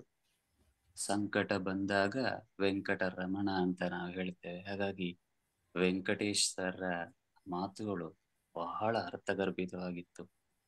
ಜ್ಞಾನದ ಆಕರ್ಷಣೆಯೂ ಹೌದು, ಜ್ಞಾನದ ಸಂಗ್ರಹಕ್ಕೆ, ಜ್ಞಾನದ ದಾಹಕ್ಕೆ ಅದು ಅಣಿಮುತ್ತಿನಂತಿತ್ತು. ಅವರ ಜ್ಞಾನಕ್ಕೆ ಖಂಡಿತ ನಮ್ಮದೊಂದು ಸಲಾಮ್ ಇದೆ.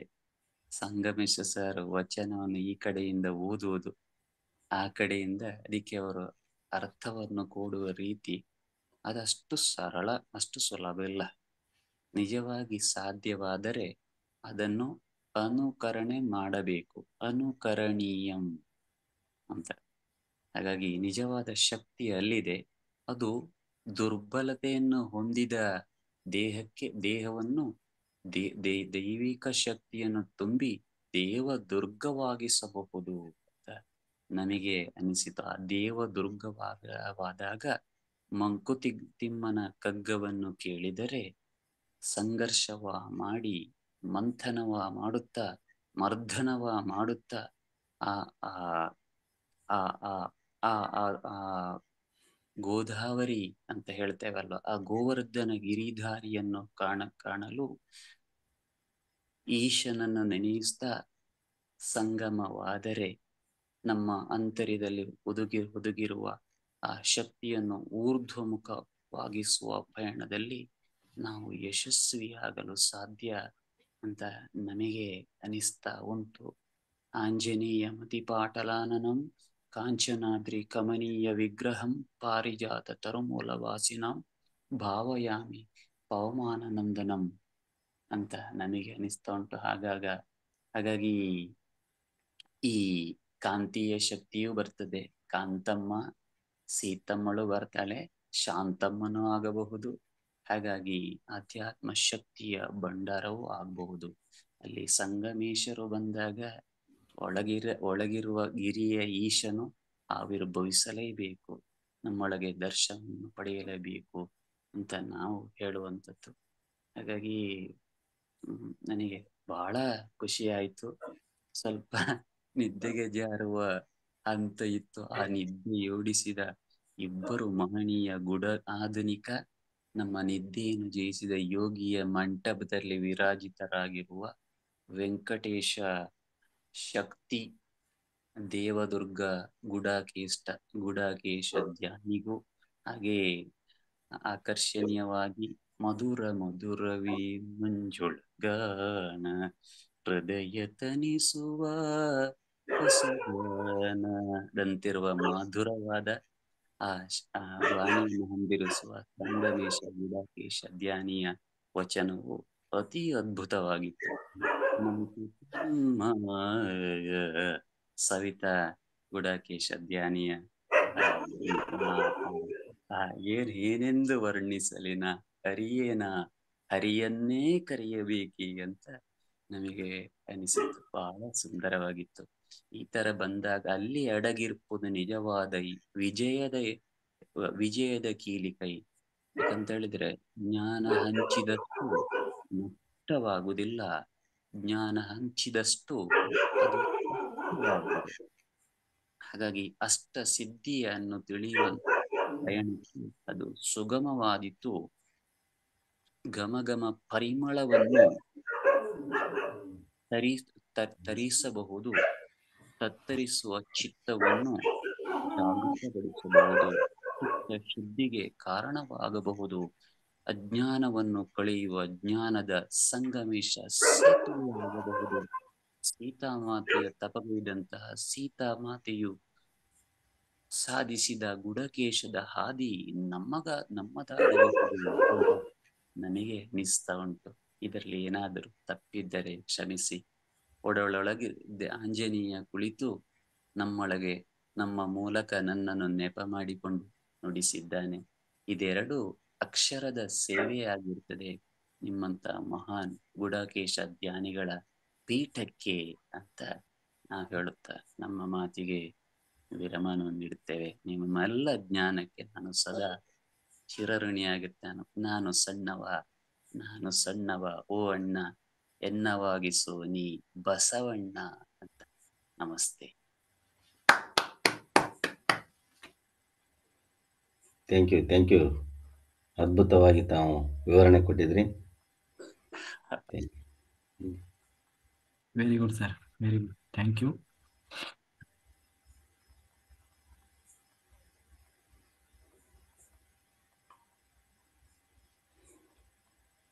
ಓಕೆ ಮಾಸ್ಟರ್ಸ್, ನಾವೆಲ್ಲರೂ ಈಗ ಸಂಕಲ್ಪ ಮಾಡಿ ಧ್ಯಾನ ಶುರು ಮಾಡೋಣ. ಎಲ್ಲರೂ